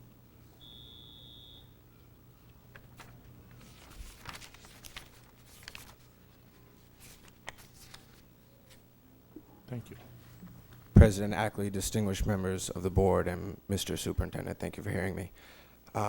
I did want to speak briefly to the concern about the language in the charter. I just wanted to stress how imperative it is for this middle school, not only because of the IB program, which I don't need to repeat, but also because of the language immersion program that we have, that it be in very close proximity to the elementary school, because there is a 50% language taught, or 50% taught in a different language. It is very important that we be very immediately present with the elementary school so that we can coordinate activities, coordinate programs, so that we ease that transition from elementary school students into middle school.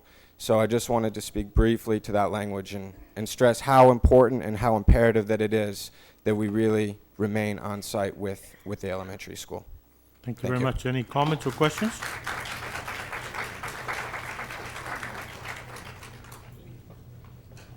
No comments or questions from the members of the board? Okay. Are we ready to vote on this as modified? Well, understanding it was modified to say that they may be located, not will. Mm-hmm. Is that correct? Do we need a separate vote on that, Mr. General Counsel? No? We're okay. Friendly That amendment? it will be nay, and that's what we're voting on. That's exactly right. Okay. Exactly. All right. May we have your votes, please? The approval is unanimous. Congratulations.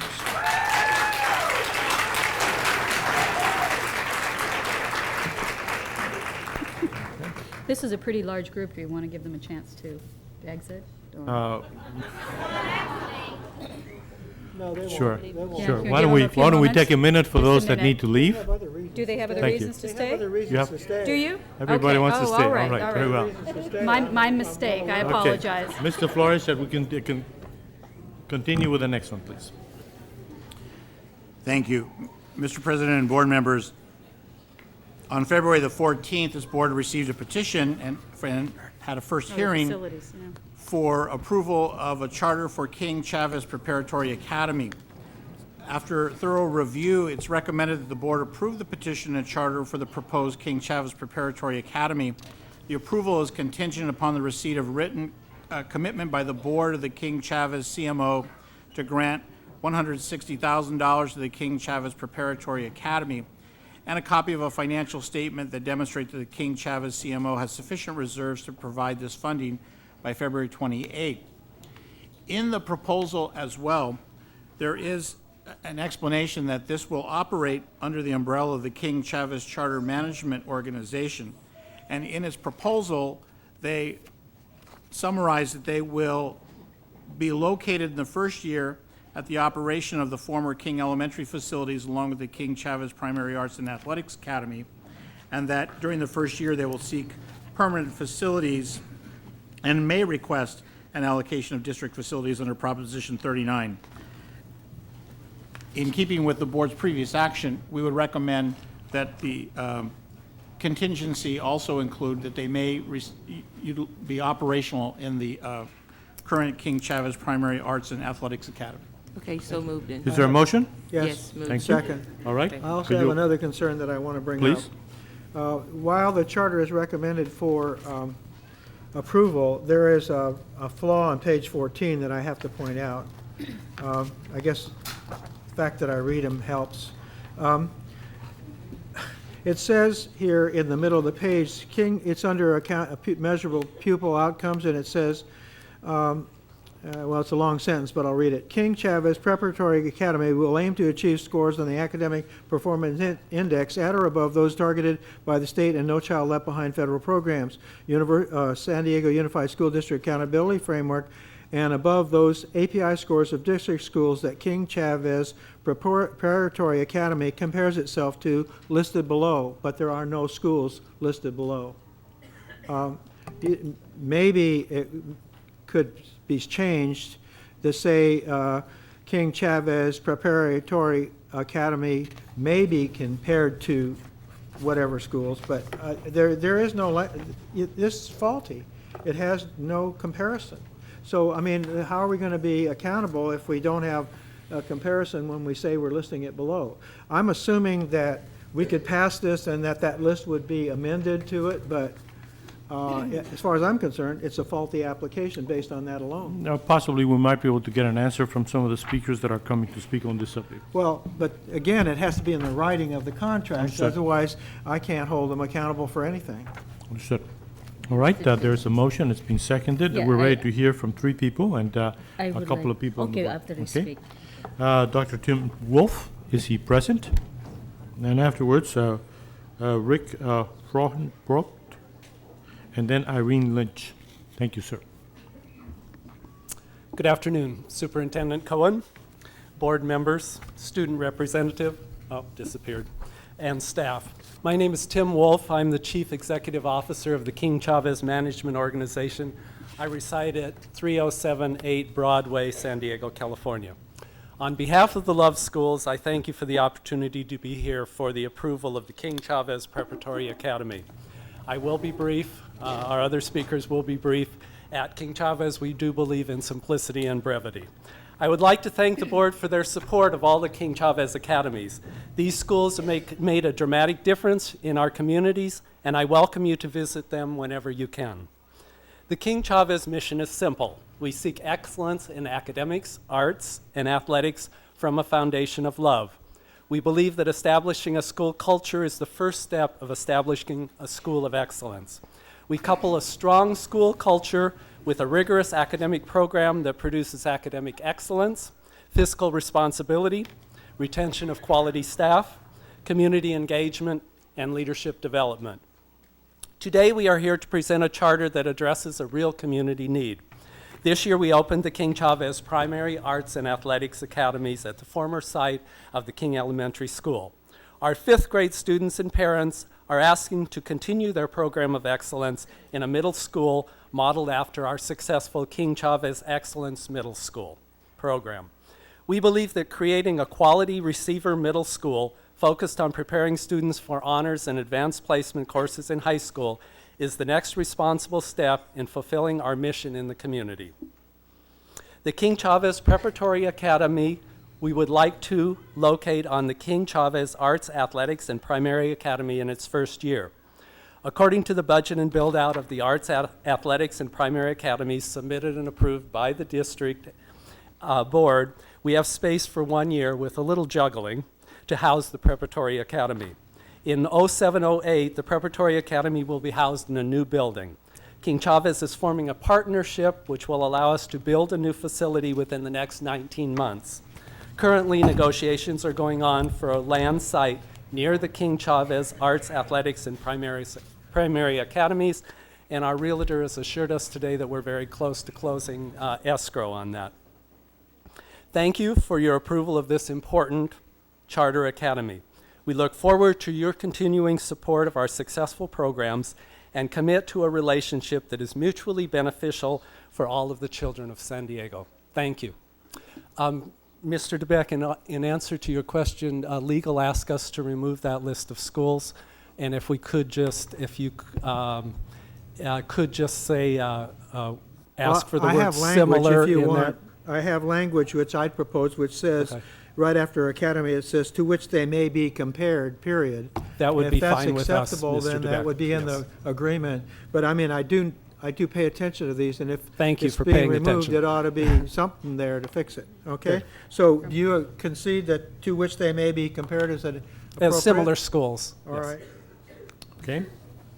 Fine. Is that recommendation okay with the superintendent, deputy superintendent? Yes, I would also like the board to remember that included in the statement is that they are required to meet federal adequate yearly progress targets because they are a public school, and they are also required to meet the state's academic performance index goals and targets as a public school. They will also, in that regard, under the state's system, there will automatically be the similar schools rankings or the index for that as well, which will compare on demographic, on about 13 different demographic characteristics of the school.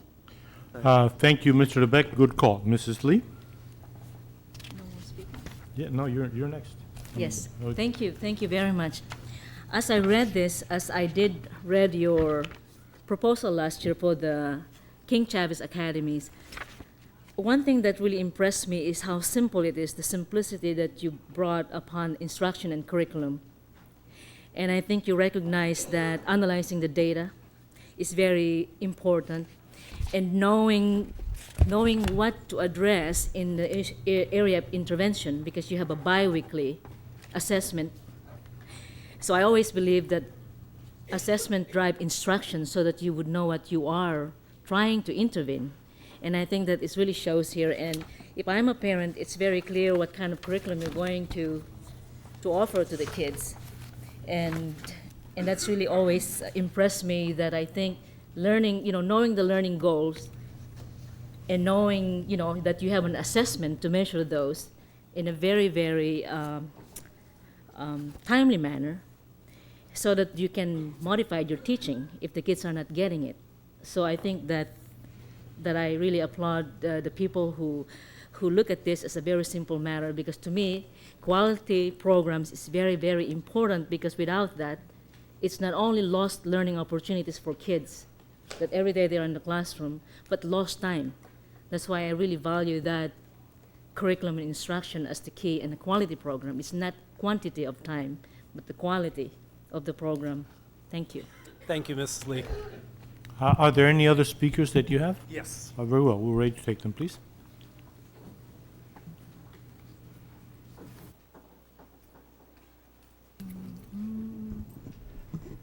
Good afternoon. My name is Rick Frobrodt. I reside at 450 Witherspoon Way in El Cajon.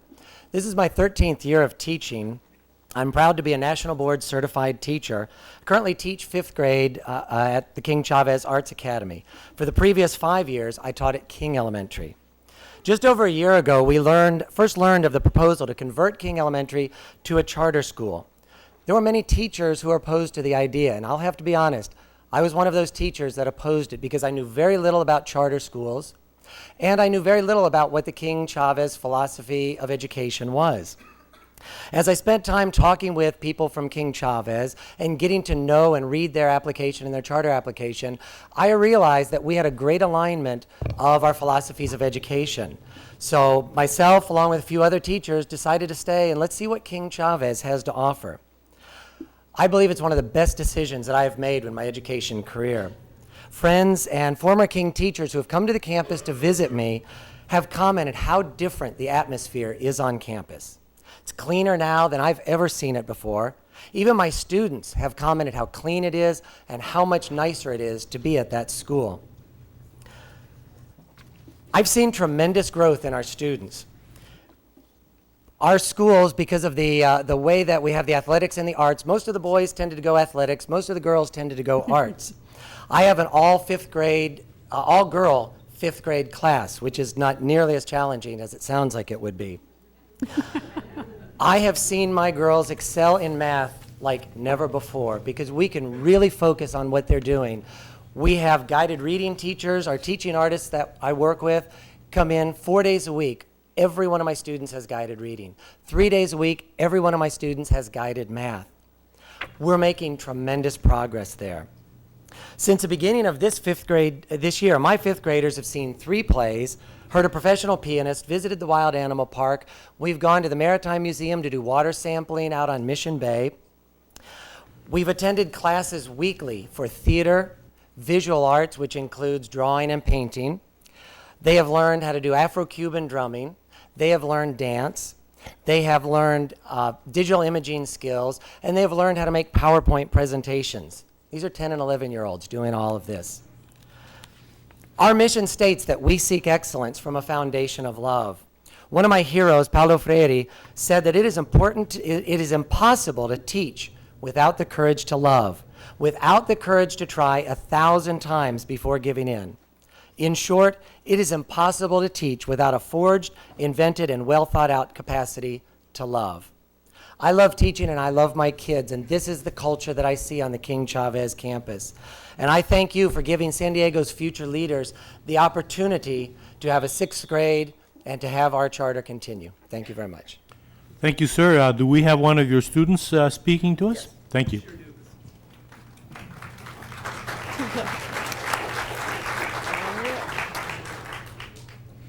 Hi, my name is Irene Lynch. I live at 17 South Pardee Street in San Diego, California. We should have 6th grade because there are great opportunities like dancing, drumming, theater, visual arts, like drawing and painting, taking pictures, making PowerPoint presentations, and fun after-school clubs. The teachers are really great. You get to learn a lot and have some fun activities. By keeping our friends at the same school, it will make the school more comfortable. It's hard to make new friends. With old friends, you will be happier, and I think we will do better in school. Having 6th grade at our school, you won't have to walk too far. If you went to a school far away, it would be boring to sit there and look out the window of a bus for a long trip. So please let us have the charter for 6th grade. Thank you.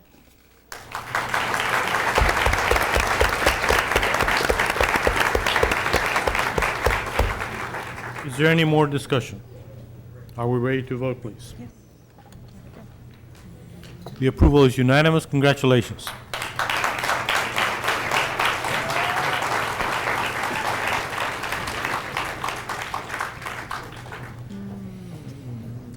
Since the board has taken action on the school's request no, we haven't taken action for facilities yet. Nope.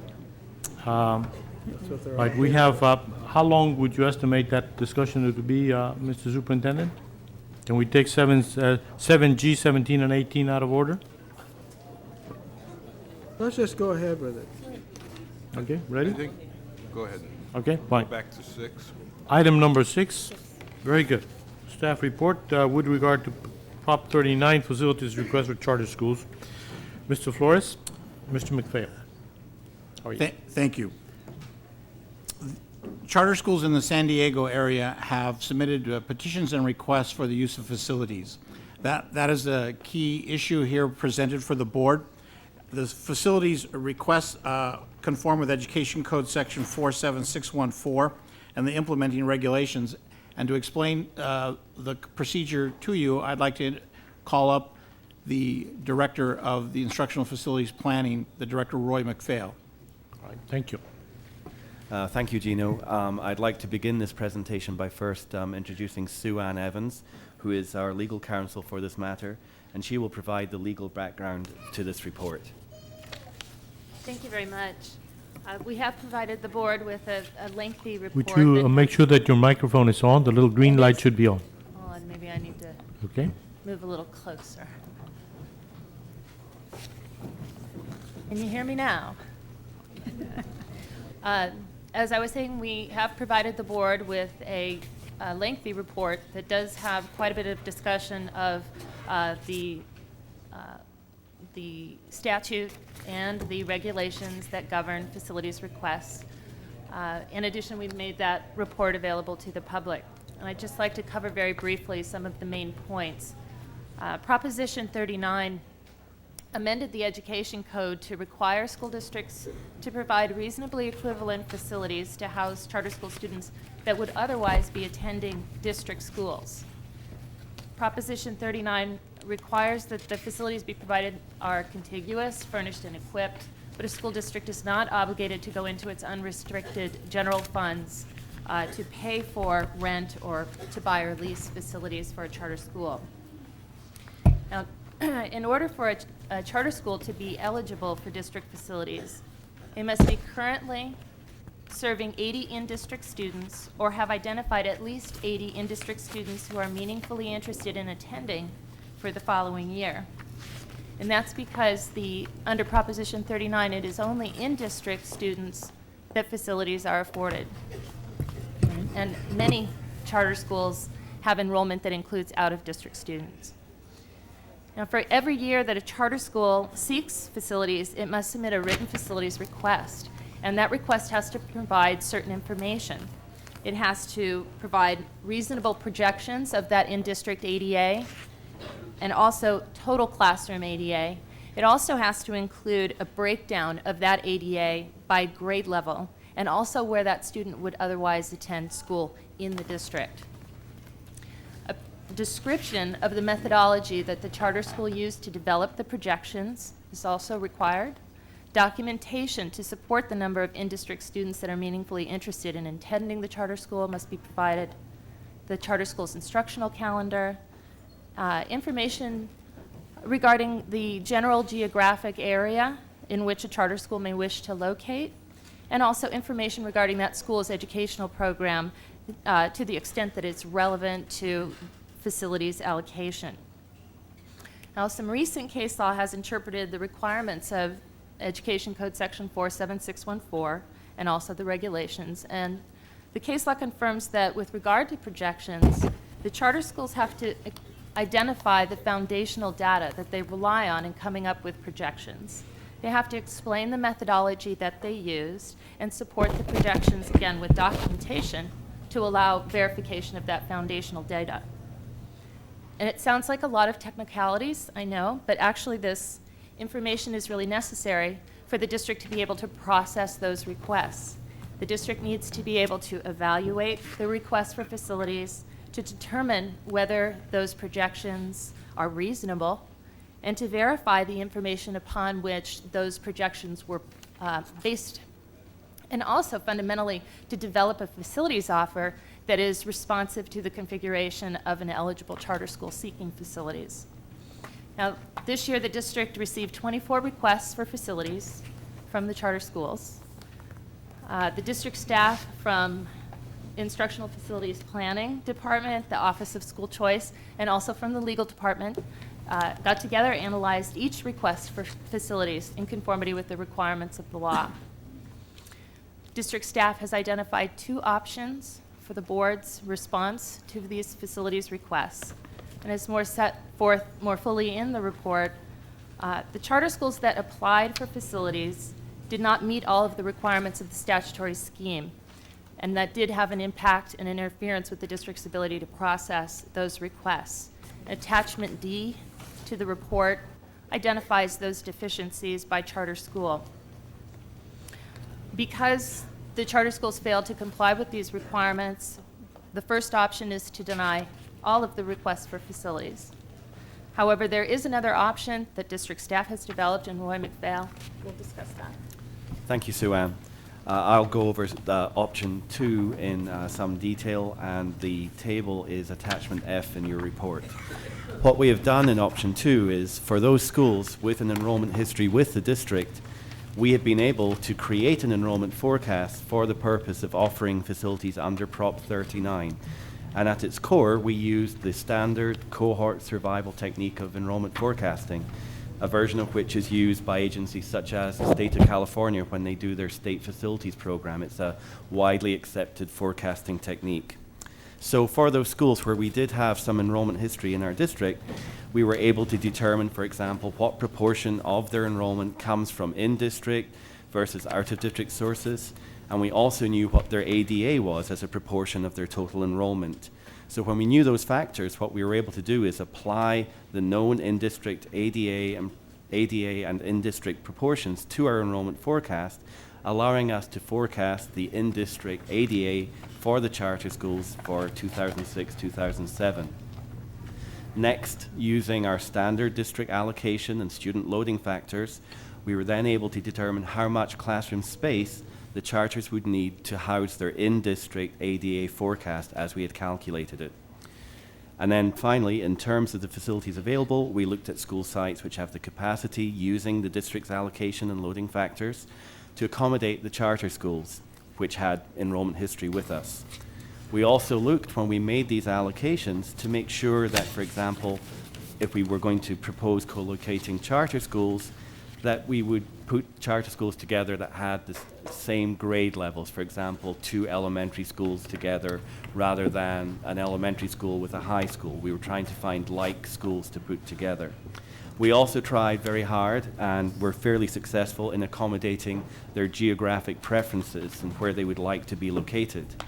So the charter schools for which we were able to make the in-district ADA forecast and the facilities we are proposing for them are shown in the table in attachment F, and I'll go through the table for you. The proposal in option 2 is that the Einstein Elementary Charter, the one that's already approved, would be located as it currently is at the Brooklyn site. The O'Farrell Charter would be located at the O'Farrell Middle School site as it currently is. The McGill Charter would be located at the Meade Elementary School site. The Nubia Charter would also be located at the Meade Elementary School site. And I should mention, when I say the Meade Elementary School site, I'm referring to the current Meade Elementary School, which will soon be vacated as the district school there gets relocated to a new building that's on the Choice campus. The San Diego Cooperative Charter, the proposal is to locate it at the Brooklyn site. The Promise Charter site, we're proposing to locate at Keeler Middle School. The KIPP Charter site at O'Farrell, and Keeler at Keeler Middle School. And then finally, we have a number of charter schools that are in district facilities that we're proposing to keep there on their own. And they are Darnall, Tubman, the 3 King Chavez Academies, Arts, Athletics, and Primary, Gompers Middle School, which is the proposal, the forecast was a 6 through 8 forecast, and Memorial grades 6 through 9 at the Memorial School site. So we recommend that the board approve this option 2 and adopt the report as the supporting statement of reasons. I move. Is there a motion? I move superintendent's recommendation, option 2. A second. Okay, very well. We're ready for discussion and a lot of testimony. Mr. Lebec has spoken. Mrs. Lee? Yes, clarification on exhibit F, the last 4 pages. So Einstein, it says Einstein Charter School is K to 5, not K to 8. That's correct. That's correct. It was for an elementary forecast Okay, that we because made it's for K this. to 8. Yes, it's And K8 then- was what the original charter was approved as. Okay. And our actual forecast for next year was as a K6 school. We assumed they'd be growing into 1 grade as their current charter. So what are we approving, K to 5? It's a K6. It was a K6 forecast that we made. No, at Einstein? Yes. Under their current charter, they were K5, they were K8, approved as a K8 charter. Our forecast for next year assumed they would grow into K6. So it's K6 now? Correct. Okay. But we just approved their middle school, Well, but so, But that's still yet to be agreed. That's why the may is in there. no, I understand why, we reserved our ability to do that, but I'm concerned about the fact that we just approved their middle school and well, I think. are precluding the opportunity No, for no, them to in the grow into that. documents that was presented here on the first page, the school that's going to be accepted or going to receive a letter, it says Albert Einstein Academy K5 on page 7. Right. So I just want to make sure that the documents that we are releasing are all consistent. Let's Right. see. Still, I think Mrs. Nakamura's point is well taken. Do you have a comment on that? All right, Ms. Jackson? Yes, we had said that the ones that we approved today would be not included in this current discussion. Okay, is that your understanding? Mr. Flores, did I hear correctly that the correction is to K6 on that? Mrs. Nakamura, I was just checking the table. Well, it is K5. I K5. apologize for Thank that. you. Yep. And then on the Gumper's side, on page 8, it says 7 to 9. Right. Is that a typo or? The current enrollment of Gompers is a 7 through 9 configuration. Okay. Next year, the forecast we made for Gompers was as a grade 6 through 8 school, and that's what attachment F shows. Okay, so then we have to correct exhibit F to Gumper's 6 to 8. 6 through 8, that's correct. Thank you. So if I can recap, then according to the document, Einstein, the charter is K5 on the sheet, and Gompers is 6 through 8. That's on the correct. sheet. Okay. Thank Okay. you. Thank you, Mr. DeBeck. Mrs. Lee, Mrs. Nakamura now. Anything else, Mrs. Nakamura? Mrs. Lee, Yep. you're all right? Done, okay. Okay. Yeah, so this seems to me, I'm a little concerned about Einstein. I think they have a particularly strong argument with the fact that their classes need to stay together. And this is the right hand not knowing what the left hand is doing, except that we're even doing it on the same day, so we can't deny knowledge of it. Perhaps we could ask the You question know. of how many rooms there are, because Yeah, according to there's- this, how many rooms according are to this, there? there's Einstein gets 10 of Brooklyn, and San Diego Co-op gets 10 plus 1 administration. If the site has capacity, that's another argument. I think if we're going to discuss Maybe- that, we should discuss all the charters that are So we can- expanding. let's just- We that was also, being we also received. need to hear public comment. Well, I believe that I have the floor and that I have a Please. right to raise this issue and to ask that question. How many spaces, do we know offhand how many spaces are at Brooklyn? I believe the total number of spaces, I don't have it to the precise, it's in the mid-30s, though, if I recall It correctly. is in the mid-30s, because, I do have a conflict. The San Diego Cooperative School is also an excellent school, and I know that that's the space that they would be sharing with, and I think that they're well-matched, remarkably well-matched, actually. But I am concerned about the middle schools, and I don't want to look any more foolish than we already do. So, okay, I'm fine, thank you. All right, we have a number of people that are going to address the board on this issue, starting with Catherine Pope, please. And then Lisa Berlanga. And Ms. Ward, if you would be kind enough to give us 2 minutes on each person. Thank you. Good afternoon, board members and Superintendent Cone. I'm very happy and honored to represent the charter community this afternoon. My name is Catherine Pope, and I'm the principal of Harriet Tubman Village Charter School. I'm honored to be the first to address this board on the issue of facilities for charter schools, Proposition 39. I want to begin by saying all of us here, both San Diego Unified School District and charter schools communities, are in the business of educating all children in our K-12 system. I believe that all of us are concerned about and are responsible for the health, safety, and welfare of all of the students in this district. The charter community is here today to encourage productive conversations about the issues surrounding public school facilities that all San Diego students need and deserve. Collectively, we are stewards of public education, and we believe that all children can learn. Where they will learn obviously rests in your hands. Organizational research tells us that most children learn best if they are taught in facilities designed for teaching and learning, which enhances and encourages participation and engagement for successful student learning. As public servants, district as well as charters, in the business of educating students, we must model that which we ask of our school staffs across the district. That is the ability to work together, collaborate, and find ways to come to resolution on this issue for the benefit of all of our children. I am sure other communities are watching us across the country. Let us intentionally be a positive role model for the districts by putting the children first. Where there are schools that have concern, please encourage and participate in open dialogue. I would like to personally thank you for your continued support. Thank you very much. Ms. Berlanga is next, followed by Byron King, please. Good afternoon, President Ackley, Superintendent Cohn, members of the board. My name is Lisa Berlanga, and I'm director at Darnell Charter School.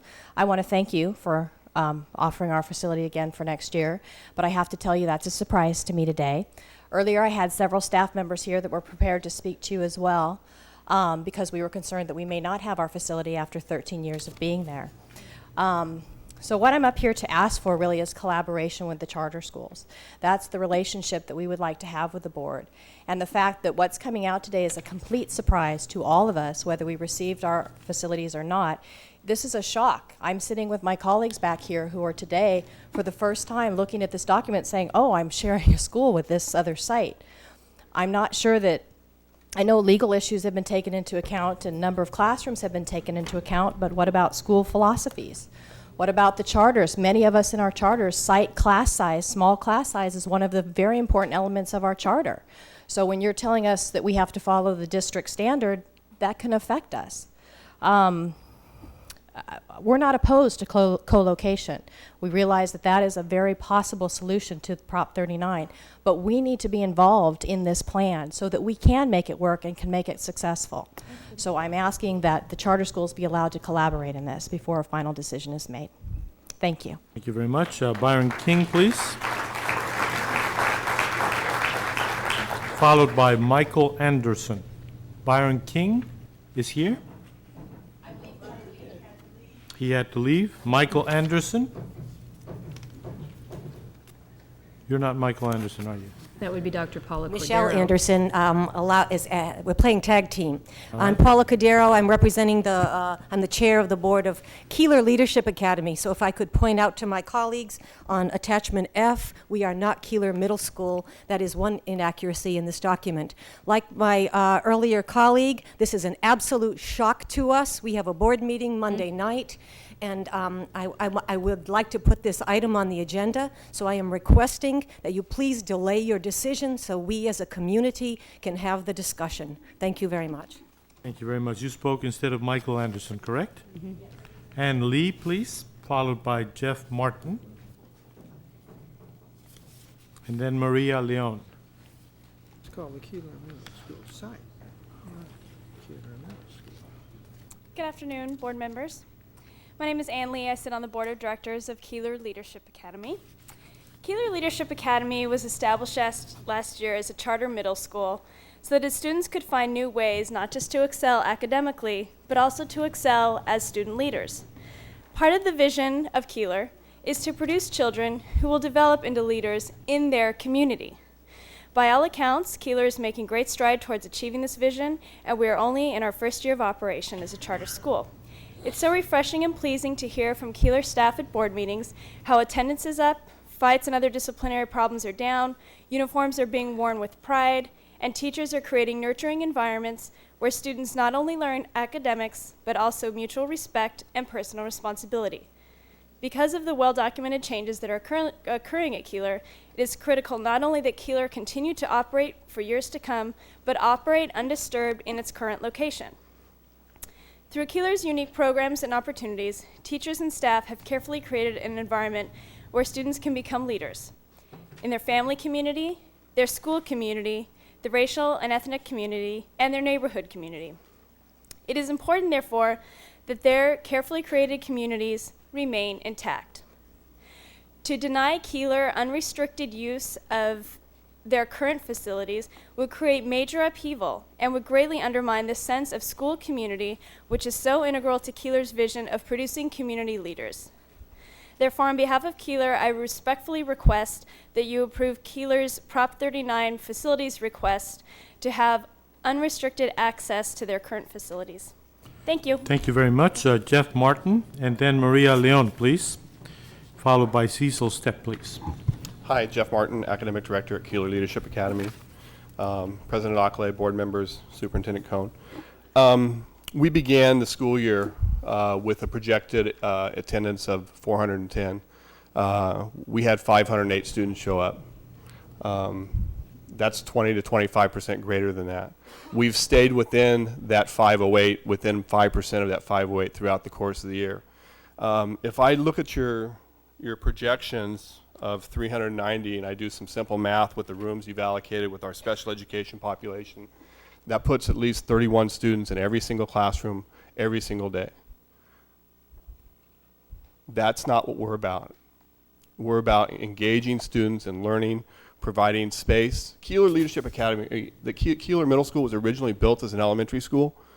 So if you walk into a classroom and there's 30 7th and 8th graders in there, how big does that, it feels like a full classroom with almost 25, which is what we try to keep our average class size at.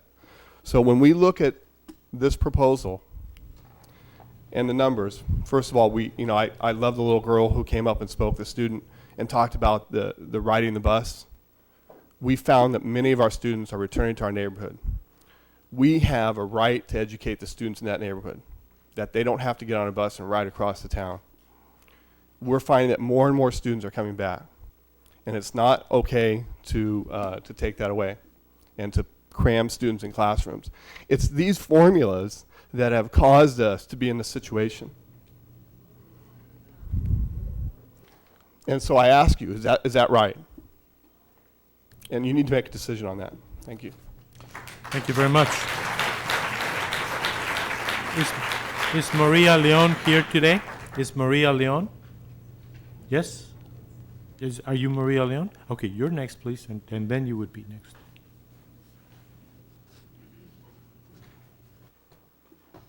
Hi, good evening. My name is Maria Leon, and I reside on 5165 Castana Street, San Diego. I'm a parent of a student at GCMS, and I was invited to this meeting from the staff of GCMS, and I'm happy that I'm here. I'm here to say that I'm very happy that my daughter is at GCMS. I didn't know what the charter school was, but now that I've learned a lot from what a charter is, it's made me, I'm already an adult, but if I can go back, I would definitely go to school there because it motivates all the students. I've seen students that I know since kindergartner, and there's things that they do that I never imagined them doing.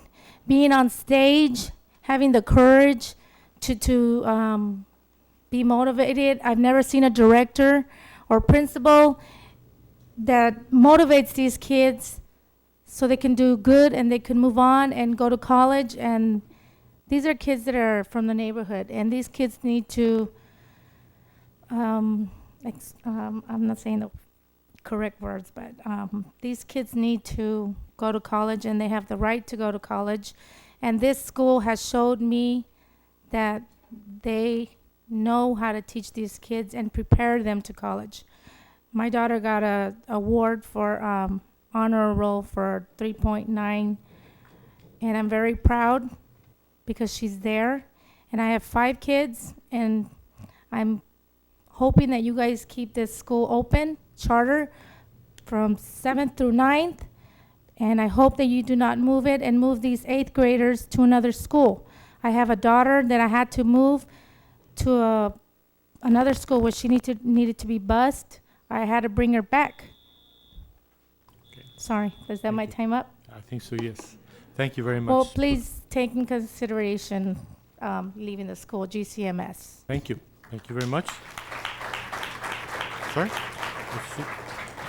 Next person will be Ambrose Broad. No. Yeah, after him. Yes, sir. Oh, okay. Good afternoon, Mr. President, members of the board, and Superintendent Cohen.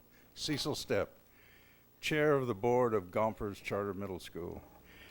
I'm really disappointed. It seems like every time I come here, I get a kick in the head and another hurdle to jump for our school.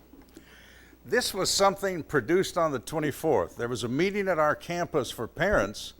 None of this was brought to our attention. That's bothersome to us. What I'm here to say is that 2 years ago, or a year and a half ago, we had an honor roll at Gompers that had 2 students, a grade point average of 2.0. We celebrated. We have now 80 plus students on our honor roll, and it starts with a 3.5 and up. It says to me, and I hope says to you, that we have the capacity of moving our children in a very positive way. We've got uniforms, and they said we couldn't do that. We have parents who are participating in a volunteer capacity, and they say we could never do that. We've got some parents who have spent 40 hours volunteering on campus. You're asking us under this, if you approve it, to take on a high school portion on our campus, no uniforms, no college preparatory, putting those kids that we're moving forward in positive ways backwards. What I'm asking you to do is to allow all of us as charters to meet with you, discuss with you, and talk about how can we do something better for our students than what you are about to propose here and to pass. This is not going to be helpful to us. A school that has been in failure for so many years, it's on a positive trend. It seems kind of ridiculous to me for us and for you to move us backwards. Thank you, sir.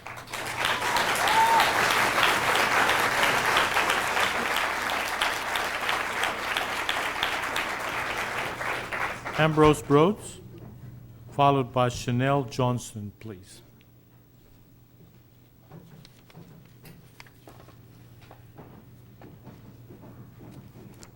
Good afternoon. My name is Ambrose Brothers, and I reside at 8410 Nolene Lane, San Diego. I support 100% the statements made by Cecil. It is quite clear to me that, and I suspect to many others out here, that what you need to do now as a board, particularly those persons responsible for the legal aspect of the planning, is to bring in those persons from the charter and perhaps some others from the community to sit with you to review fully and in depth what it means to make the decisions that you've got to make. Obviously, you have some important decisions to make, but they won't be effective decisions without the full consideration of the impact that your decisions will have on the lives of the children.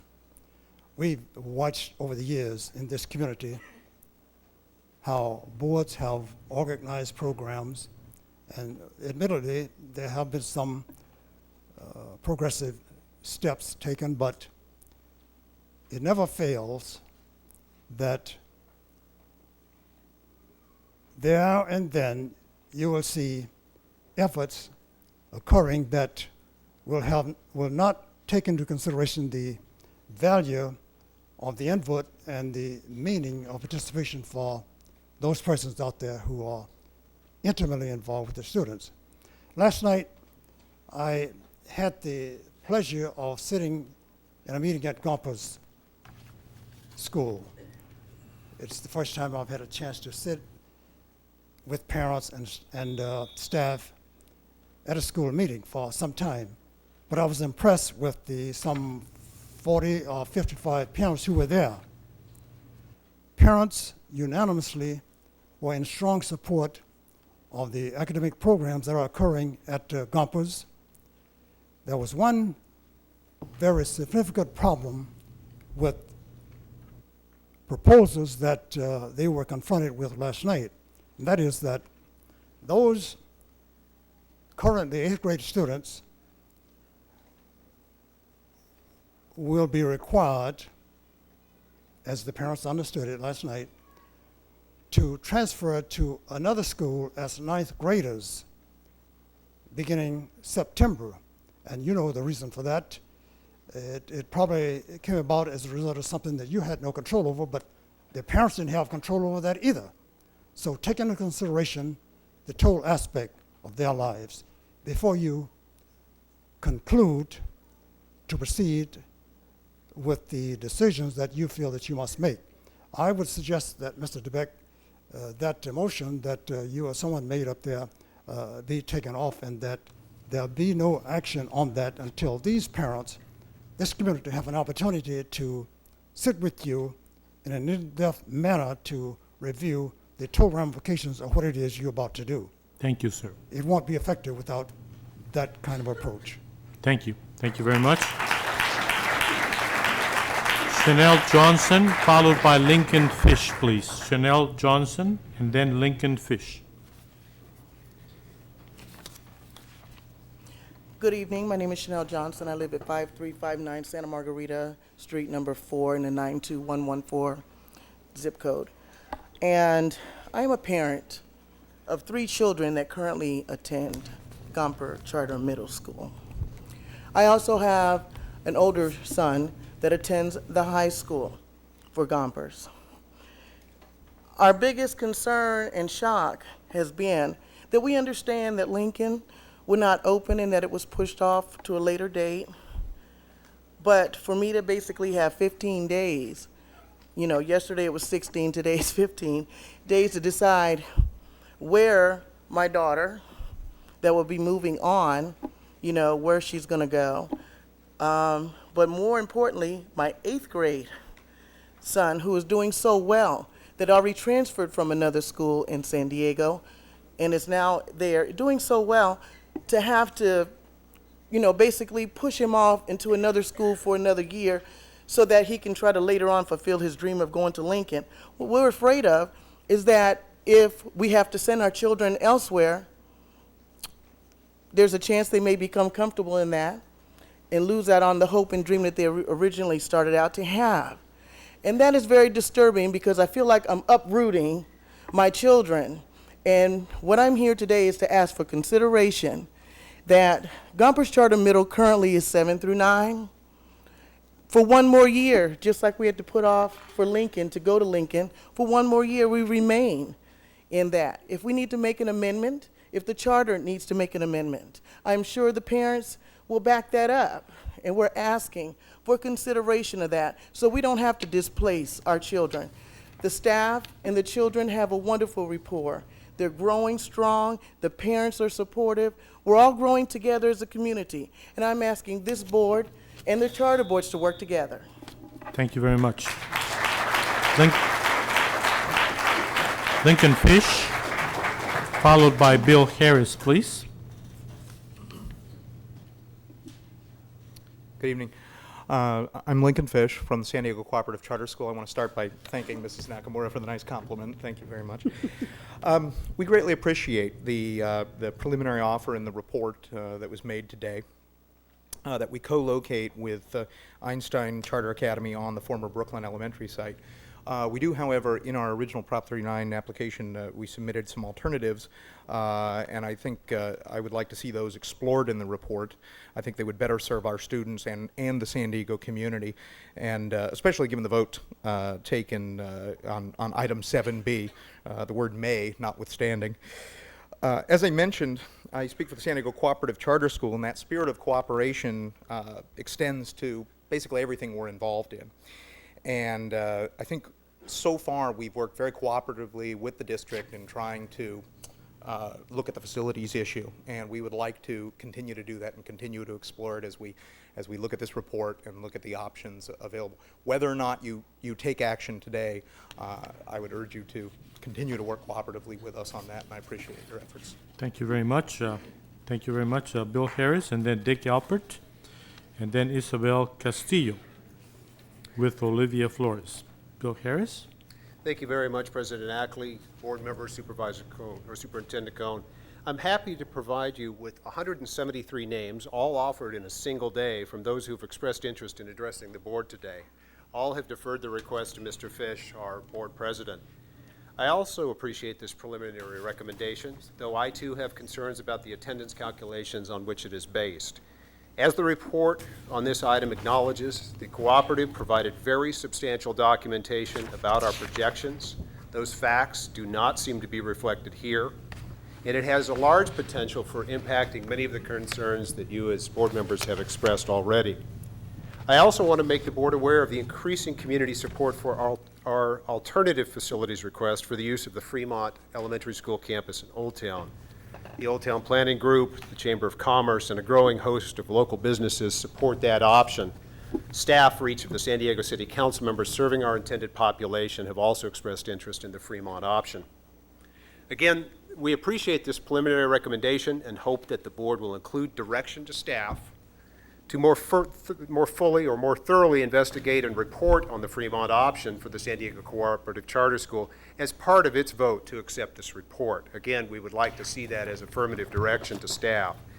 We believe this to be a cost-effective, equitable, and viable option that has not sufficiently been considered or not been sufficiently considered by staff.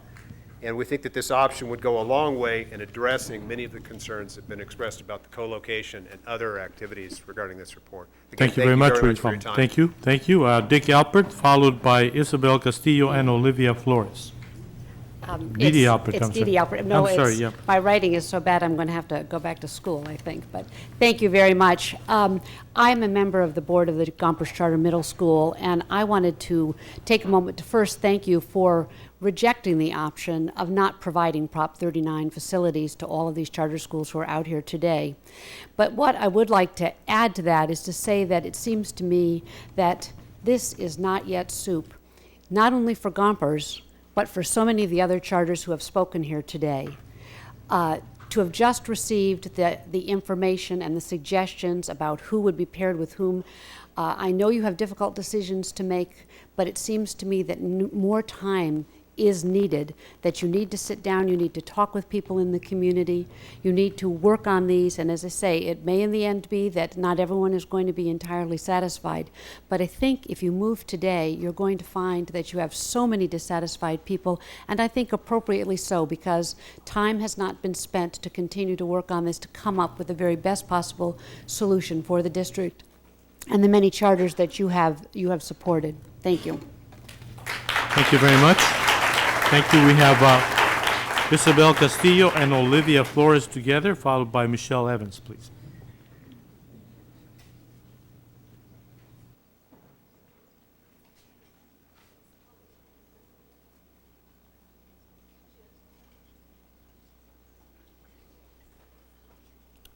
I'm going to have someone translate for Isabel Castillo, if that's okay. Fine. That's okay. Thank you.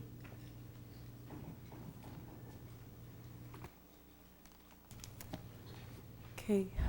Thank you, Board of Education and staff, for your diligent work. I know that this hasn't been an easy thing, but I just want to introduce myself. My name is Olivia Flores. I'm the principal at Promise Charter School, and your option in the preliminary offer for us really lays a burden, because we are an elementary school and you paired us with a middle school. So I need you to reconsider that, and it also will place a burden on our families because of transportation.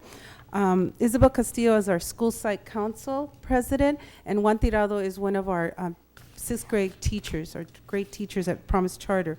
I just want you to hear from them and understand that we are a community-based school that have been there for 4 years, and our community needs to stay in our community. So we do need to reevaluate and look at this preliminary offer again, and we're willing to work with you, and we thank you for your diligent work, because we know that this hasn't been easy. Thank you.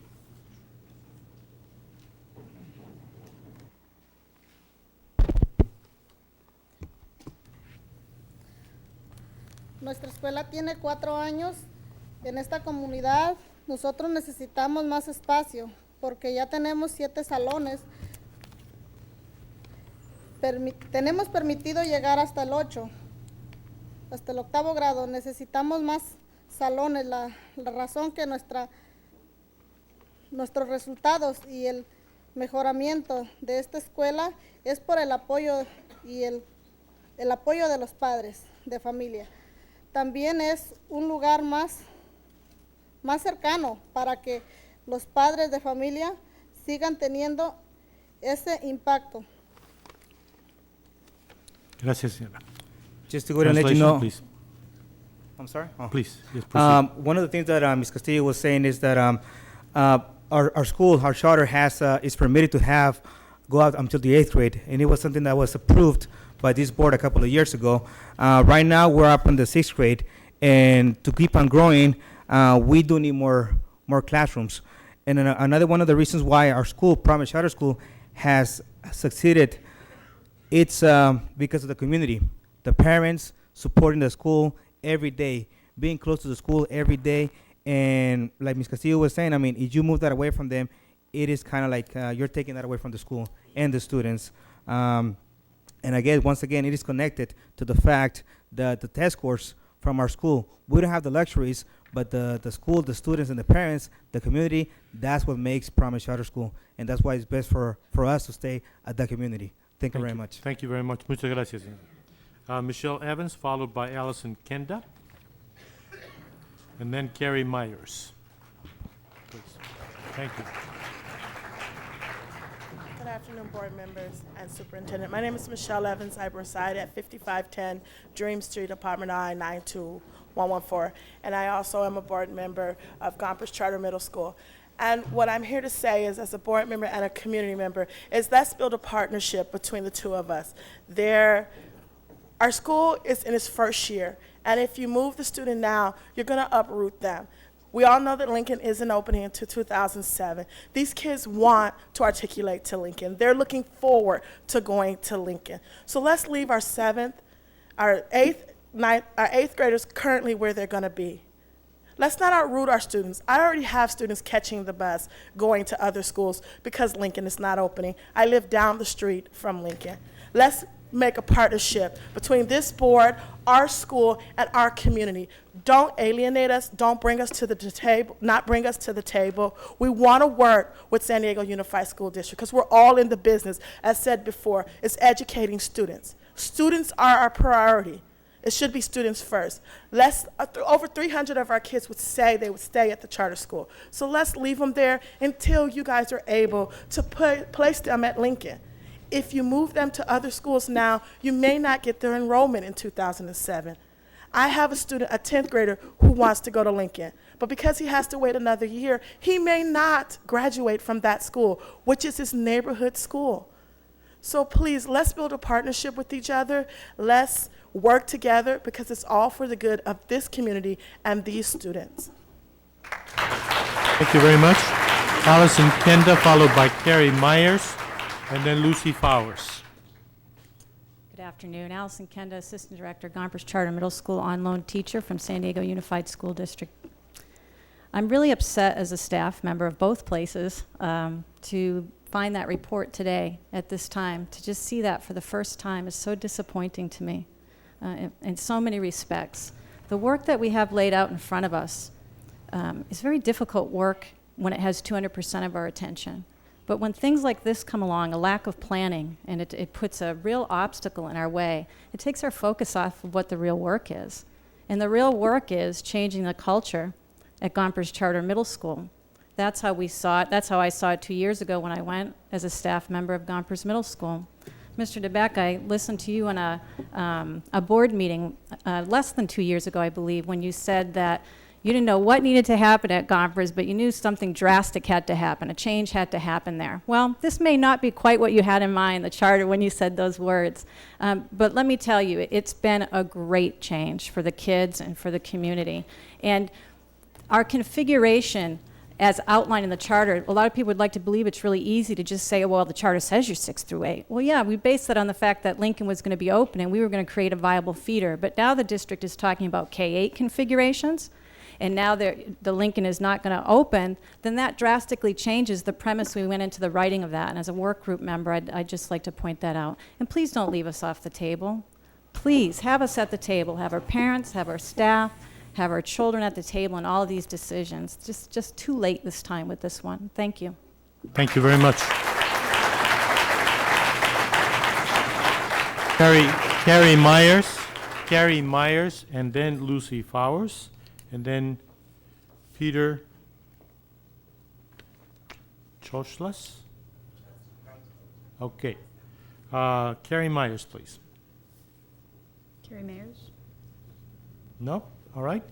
Miss Lucy Flowers, please. I just don't even know what to say, except I believe I'll begin with thank you very much. I very much appreciate your confidence in the Albert Einstein Academy Middle School Charter. I kind of feel like I'm replaying a nightmare. I've been here before, and I've been here many times before. I don't believe that I'll speak to my specific need because it clearly is obvious. I've been granted a charter, but not a place for them to meet. I've been granted a dream, but not a place to fulfill it. But I would like to speak in terms of the greater presentation of this information, that this came forward as just such a shock to all of us, that none of us sat at the table. I am evidence that co-location works. And that bold statement of Brooklyn, who let us come and be housed at their school, it works, it can work. I'll be the first one to say, come share my school. But I also need a voice. We need to have the opportunity to talk about what works for us as charter schools, what makes our program viable. Put another charter school with me at the preclusion of the advancement of my middle school simply doesn't make sense. If you need more information from me, I'll provide it. I was given an opportunity to do that with a 24-hour notice. This isn't right. We're about kids, we're about education, we're about excellence, we're about outstanding academics. And this just doesn't work. Let's keep talking. I ask you to table this. Bring us to the table. Let us talk about it. And I promise we can figure it out because it's about the kids. Thank you so much. Thank you very much. Thank you.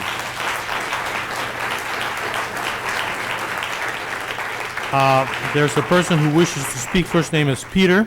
I'm sorry, I can't really read the last name. Choozlas, maybe, sort of. Okay, Margarita Martinez is after Peter.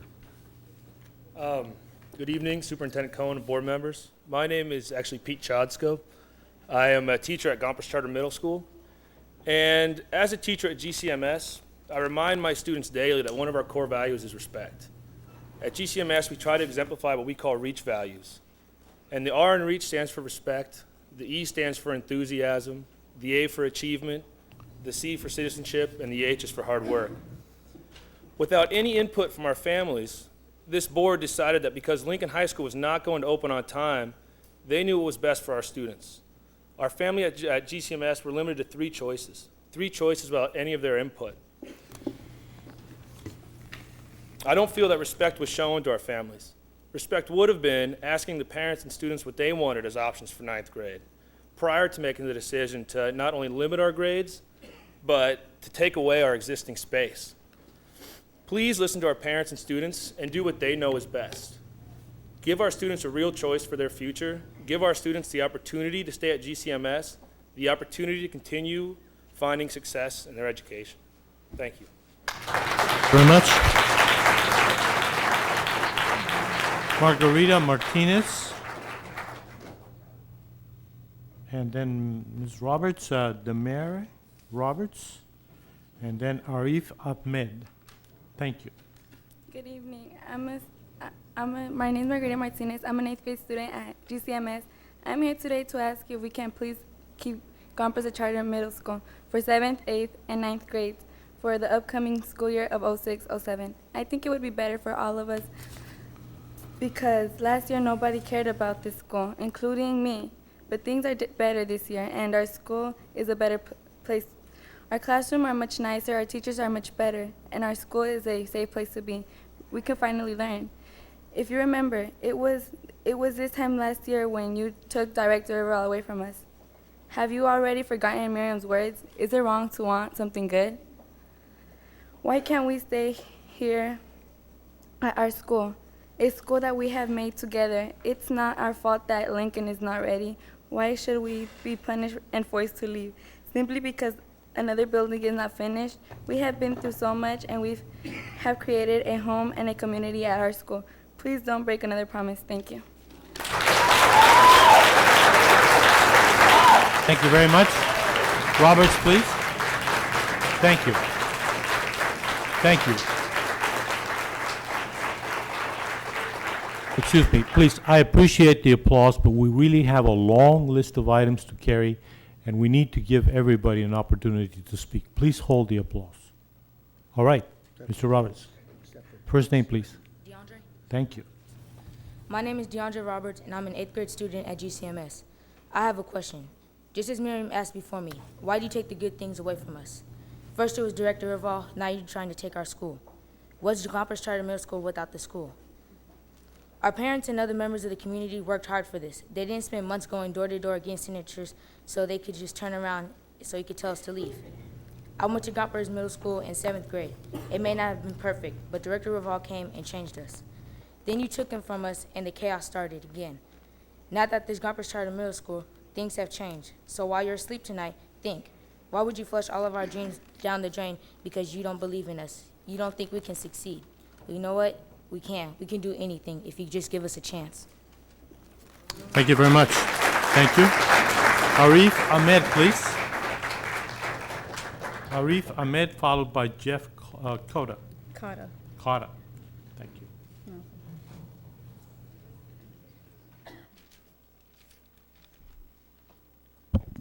Good afternoon, Board of Education. My name is Arif Ahmed, and I'm an 8th grader at GCMS. Each day I go to school, and I look at the teachers. I look at how hard they work and how hard the kids try to learn. When I first heard that Director Rivera was being removed, I went from door to door with parents and fellow students. After a huge and exhausting battle, we finally got what we wanted. A charter school with a teacher, a principal, and kids that wanted to learn in a good environment. Now that we have gotten used to the curriculum, we understand what the teachers want, us to go to college. We also heard the Board of Education wanted to take some facilities away. How can we have 400 kids stacked up in one corner of the school while 12th, 11th, 10th, 8th, and 7th graders are ruling the school? We worked very hard for this school to improve, and you want to take it away from us? Out of all the questions I ask, I choose this one. How can you sit there and make these brutal decisions? Don't get me wrong, I'm not meaning this in a disrespectful way. If you go through with this, you are affecting our opportunities to go to college, and we don't have that much. I mean, you take kids that want to learn, a school that can be the greatest, and the best principal, and treat it like trash. Then you videotape our school, show false information, and give people reasons to stereotype us. That is not what we want, and I tend to stand up for our rights. I just want to say one last thing. What did we do? What did we do to deserve this respect? Thank you. Jeff Cotta.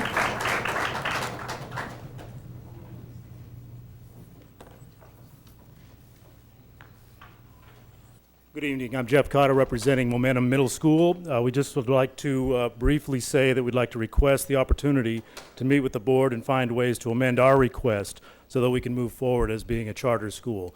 We would love to request that we stay in an area close to Patrick Henry High School because Patrick Henry The principal there has expressed interest in starting a magnet program for engineering, and being at feeder school for that high school, we feel would be beneficial to both Patrick Henry and to Momentum. So what we're doing again is just seeking the opportunity to meet with the board and discuss what we have in mind to keep Momentum as a charter school around the San Diego area. Thank you. Thank you very much. We have a motion. It's been seconded. We have an opportunity for discussion. I have only 2 people interested in talking. I have Mrs. Nakamura. Yeah, You can go first. My comments are very sad. It's with a heavy heart that I listen to this. When I was campaigning, I used one of the slogans that I felt was that one thing teachers cannot resist is their students' success. Educators love to see students succeed, and that is the one thing they find irresistible. But I wonder now if that's true, and if that is only limited to their students.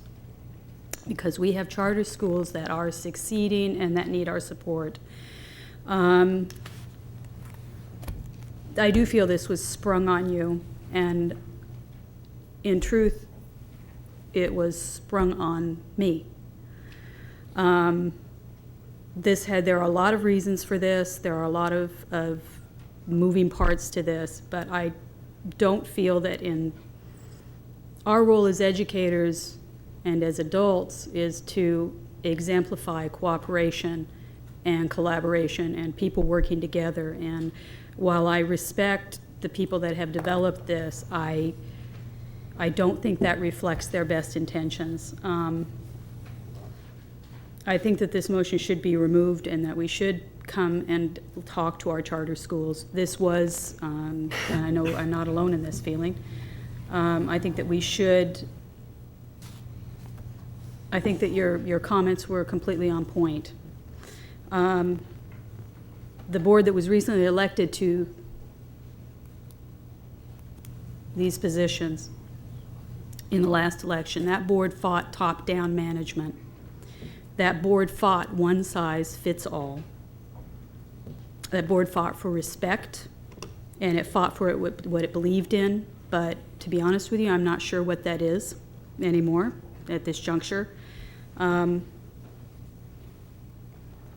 I know my words are very strong, and I know they sting my colleagues and they sting the administration, and I'm sorry for that, but I think these charter schools, I look in the faces of the people that I know so well in this audience, and I know what they have fought for and what they believe in the charter schools, and I know that it's good, and I know that they care, and I know that they still believe they are part of San Diego City Schools. And I think that we should believe they are part of San Diego City Schools too. I will not be voting for this. I'll make a motion that we remove this from consideration and direct the staff to go back to the table and at least give the charter schools some time. I think that we are going to make more enemies by making this decision. I think we're going to make some people very angry that are clearly capable of organizing, clearly capable of speaking with one voice, and I think we're making a terrible, terrible mistake by going forward with this today, despite it may be born out of the best of intentions for all students. It strongly held convictions, but I can't support this in the form that it is now, and I apologize. I really do. I apologize to the charter schools for the way in which this has been presented to them. So I make a motion that we delay this, the decision on this for the charter schools until such time as the charter schools have been included in the conversation. I think that they are cooperative. My children attended the cooperative preschool, which is given birth to the cooperative school, and the person who spoke before mentioned the spirit of cooperation from that, and I guess I think we should exemplify that. The appropriate motion Excuse is me, the table. Yep. It's not a Then second motion. I make a motion to table. Okay. Is there a second? Mrs. Lee? I have a question to the folks. what is the process of awarding facilities? Is it not that they have to write a letter asking an intention that they would like to request facilities before December 31st? Is that By October 1. by October 1? For existing charters and Yes. by December 31. Or- And then the district responsibility is to respond of the offer Yes. before April 1st. That's right. With the process is to make a preliminary offer. Okay. After the preliminary offer is made, Okay. the charter school has the opportunity to comment Okay. upon that preliminary offer. Yes, so it means that because this is a preliminary offer, then there will be a discussion. Yes. So I think we're following what the district procedures on awarding charter school. And I really resent Mrs. Nakamura. I know that to question our intention about this, it's a purely political, statement. And I really do. That's something that we really don't have to bring politics here. I know this is election time, but please, for all people, our intent about this whole issue of the charter school, that our intention is real, that there is a request for facilities, and now we are responding, and then there will be a preliminary response from the folks. And now I think, now that they know that they're going to have facilities, now it's time to have a dialogue with you. And is that what we are going to be expecting after this? That's our intention. We were not able to present this information prior to the board meeting because we had no authority to do Because so. Either we did this in public, you're still going to respond to them to offer facilities or reject facilities, correct? So, but Oh, this this is has just nothing the to do way. with election, Mrs. Lee. Yeah. Nothing. So please, I just want to tell the people that this is just a preliminary offer, and now the discussion is going to take place, and whether the people agree with it. And so I will, I think we are following that exact process. Mr. DeBeck?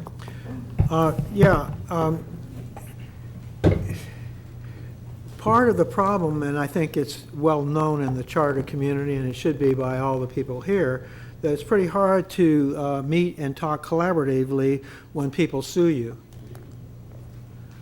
If you start with a lawsuit and then you say, let's talk and let's sit down and talk, every time you talk, there's a whole new ingredient in the lawsuit. The rules say what we're doing is appropriate, and I'm clear that I don't believe that the final resolution of, I'm not voting today to say this is it, that's the way it's going to be tomorrow, you guys start packing or moving or do whatever. It's not the way it goes. What it is you have to start, especially in a case with a lawsuit in front of you, you have to talk about what the consequences are of your first offer and what modifications of those offers are necessary in order to be prudent and protect the best interest of all children, not just charter children. Okay, so as far as I'm concerned, the reason I if I was asked one-on-one by each of the charters do I think that some of their statements have merit, I would say yes, but I think it's part of a longer-term discussion that we'll have. So the reason I made the motion, and with the understanding that there will be counteroffers and negotiations that go down, I'm not ready to say let's table it forever, because what you then do is you're in a situation where you have no basis to discuss, and it's all going to be a political decision, and it's all going to be how hard you can hammer the individuals that are making the decisions. If we believe that the staff has the capabilities of coming up with data and talking with the charters, then that's the way I want it to be. I'm going to support this today because I think putting it off means we're just going to put it off, and the discussion's going to be put off as well. What if we table it for a week and give people at least a Are chance? we meeting next week?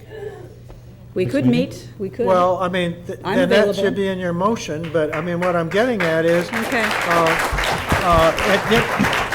there was no second to that motion. Then I put that out on the table. I make a motion. Well, or wait a minute, table. I haven't finished my conversation, so That's the way true. we Go ahead. do It's all right. is we're supposed to finish, and then you take your and we role have to vote and talk, and then Correct. if I have something to say, then I'll come back. No, it didn't get a What I'm second. getting at is, I believe that the discussion about how this should be modified is something that the superintendent and staff should be talking, and not us.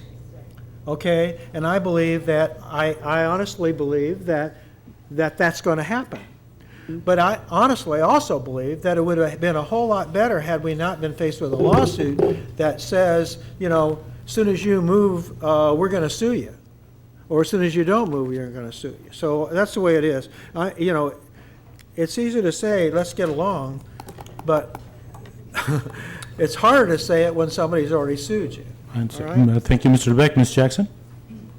Mine will be brief because I want to thank the staff for their work. I know they have been working very hard behind the scenes to come up with a proposal, and this is preliminary. And I do expect that there will be discussions between the charter schools and the district. But we have to make it an offer, and I think John has already said it best. When you're being sued, it's a different perspective, and you just can't say we want to be friends and we want to talk, and then you're suing. So. But I think that this is our preliminary offer. I'm supportive of this, and we'll keep talking and working together, hopefully. Okay. I have some comments as well, and I make them with a great deal of reluctance because I have wanted to be extremely supportive of our staff. In this case, I have to tell you that intuitively, I just simply don't believe in shotgun weddings. I don't think that you can do that, especially when the parties don't even know each other. I think that the notion of putting schools without some kind of previous negotiation and notice is something that I find difficult to believe would work. I think that in the case of the co-location of Einstein and Brooklyn, it was widely negotiated, it was agreed upon, and there was a tremendous amount of cooperation on the part of both staffs, without which it wouldn't have worked. And so in that sense, there's a tremendous difference between a voluntary co-location and one that is really forced upon people. Secondly, I think that if there is something that the three new members of this board campaigned on was openness. We talked a lot about openness. And it seems to me that this really wasn't open. I mean, we found out about this yesterday actually. We were reading about this yesterday. And as much as I focus on the preliminary part of this offer, the fact is that it does establish first a precedent, a notion, an idea, something to be in favor of or against, a recommendation that could in fact pass and may well pass. It seems to me to be premature, not sufficiently reflected, and perhaps the biggest danger is the following, and that is that by and large, we cannot educate children without the cooperation of the parents and the community and the teachers.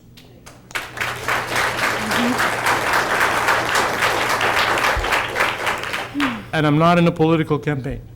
I think that we need to focus on the fact that this kind of cooperation is necessary, and without it, we're kind of choking ourselves.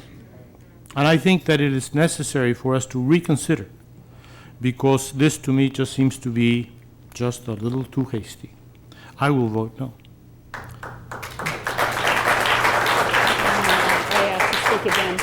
I asked to speak again, and that is I'd like to make a motion to table this for 1 week, and that the board can agree to meet next week in order to consider this. I think that that's as a courtesy to the people who have come here and frankly to their reaction to this, which, you know, I have to tell you, upstairs this didn't sound great, but it didn't sound nearly as bad, and your voices are very clear in the way that you feel about it. So Mrs. Nakamura, before you proceed with your motion, I'd like to remind you that I think 1 week from today you're scheduled to be in New York. Maybe we should be thinking in terms of the next regular board meeting. If that's okay. First of all, I don't want to put staff in a position where, and I can cancel my trip to New York. That's fine. Well, I first think of this is all, important enough. the issue is, can something as difficult as this be changed in a week? I don't think so. I think that if we're going to table it, and I'm not seconding your motion, but if we were going to table it, that I think it would have to be tabled till the next regular board meeting, because it takes that length of time for people to get together and make these discussions that are necessary. You know, we could say, well, we'll adjourn and talk about it tomorrow. Well, we're not going to be any better informed tomorrow. So I think you're asking for something that can't really happen. And secondly, I believe that we're not saying this is the final decision, and therefore, we need to have staff now work on it as long as it takes to get it together so that it will pass unanimously. It may never pass unanimously, but I believe it'll pass today 3-2, and that the next time around, there'll be a lot more votes for it because some of these questions that you're facing will be resolved. When are we If I didn't believe in that, I wouldn't have him as the superintendent. When are we scheduled to vote on this again? Can you call? We aren't, are we? Call for the question? Okay, there is no second. We're going to vote on this again? Sure. If Ms. Jackson, delaying please. this, Ms. Catherine, Jackson. delaying this, these charter schools have a right to respond to this offer. And I don't think cutting their time is the right thing to do. I think we need to give them time to come back and talk with our staff and facilities. And I am not for us delaying this not one day, because they have a right too. And by delaying this, what you're doing is you're taking away, well, it is true. If you only have 2 weeks to respond and negotiate, then you only have 2 weeks. Right now, you have a month. At the end of that month, decisions will have to be made. Ms. Jackson, my opinion But you is do that ha- a but lot it of is a people month. responded. Yeah, a lot of people. I understand responded, that, and they but don't they want it. have to work it out with the facilities and legal and bring back something. And if we table this to the next board meeting and we don't like it, then there's only 2 weeks windows for them to negotiate. And now they have a whole month to negotiate with them. Well, I don't see a whole lot of, room for negotiation in the document that I'm reading. Well, I might not, Ms. Jackson. yeah. So we have, At any rate, Cheryl, Ms. Ward, as far as, so I've made a motion to table it for a week. well, do you have a second on the motion? We have a motion right now. May that I we need talk to with Ms. vote. Ward, Ms. Lee? So if I make a motion to table it I make a motion to table it for a week and that we reconvene, I'd like to at least make the effort to put that out there. Is that correct procedure? Yes, I heard the motion, and you can make the motion. Okay, all right. Do I have a second? All right. Now we know where we Okay, stand. so we vote on the question? Okay. Any more discussion? Okay, the motion is approved 3-2. Nakamura and Ackley voting no. Mr. Superintendent, on to the next item. I Okay, think we need a break. you need 3 minutes We to need a clear. break. I think yeah. Oh,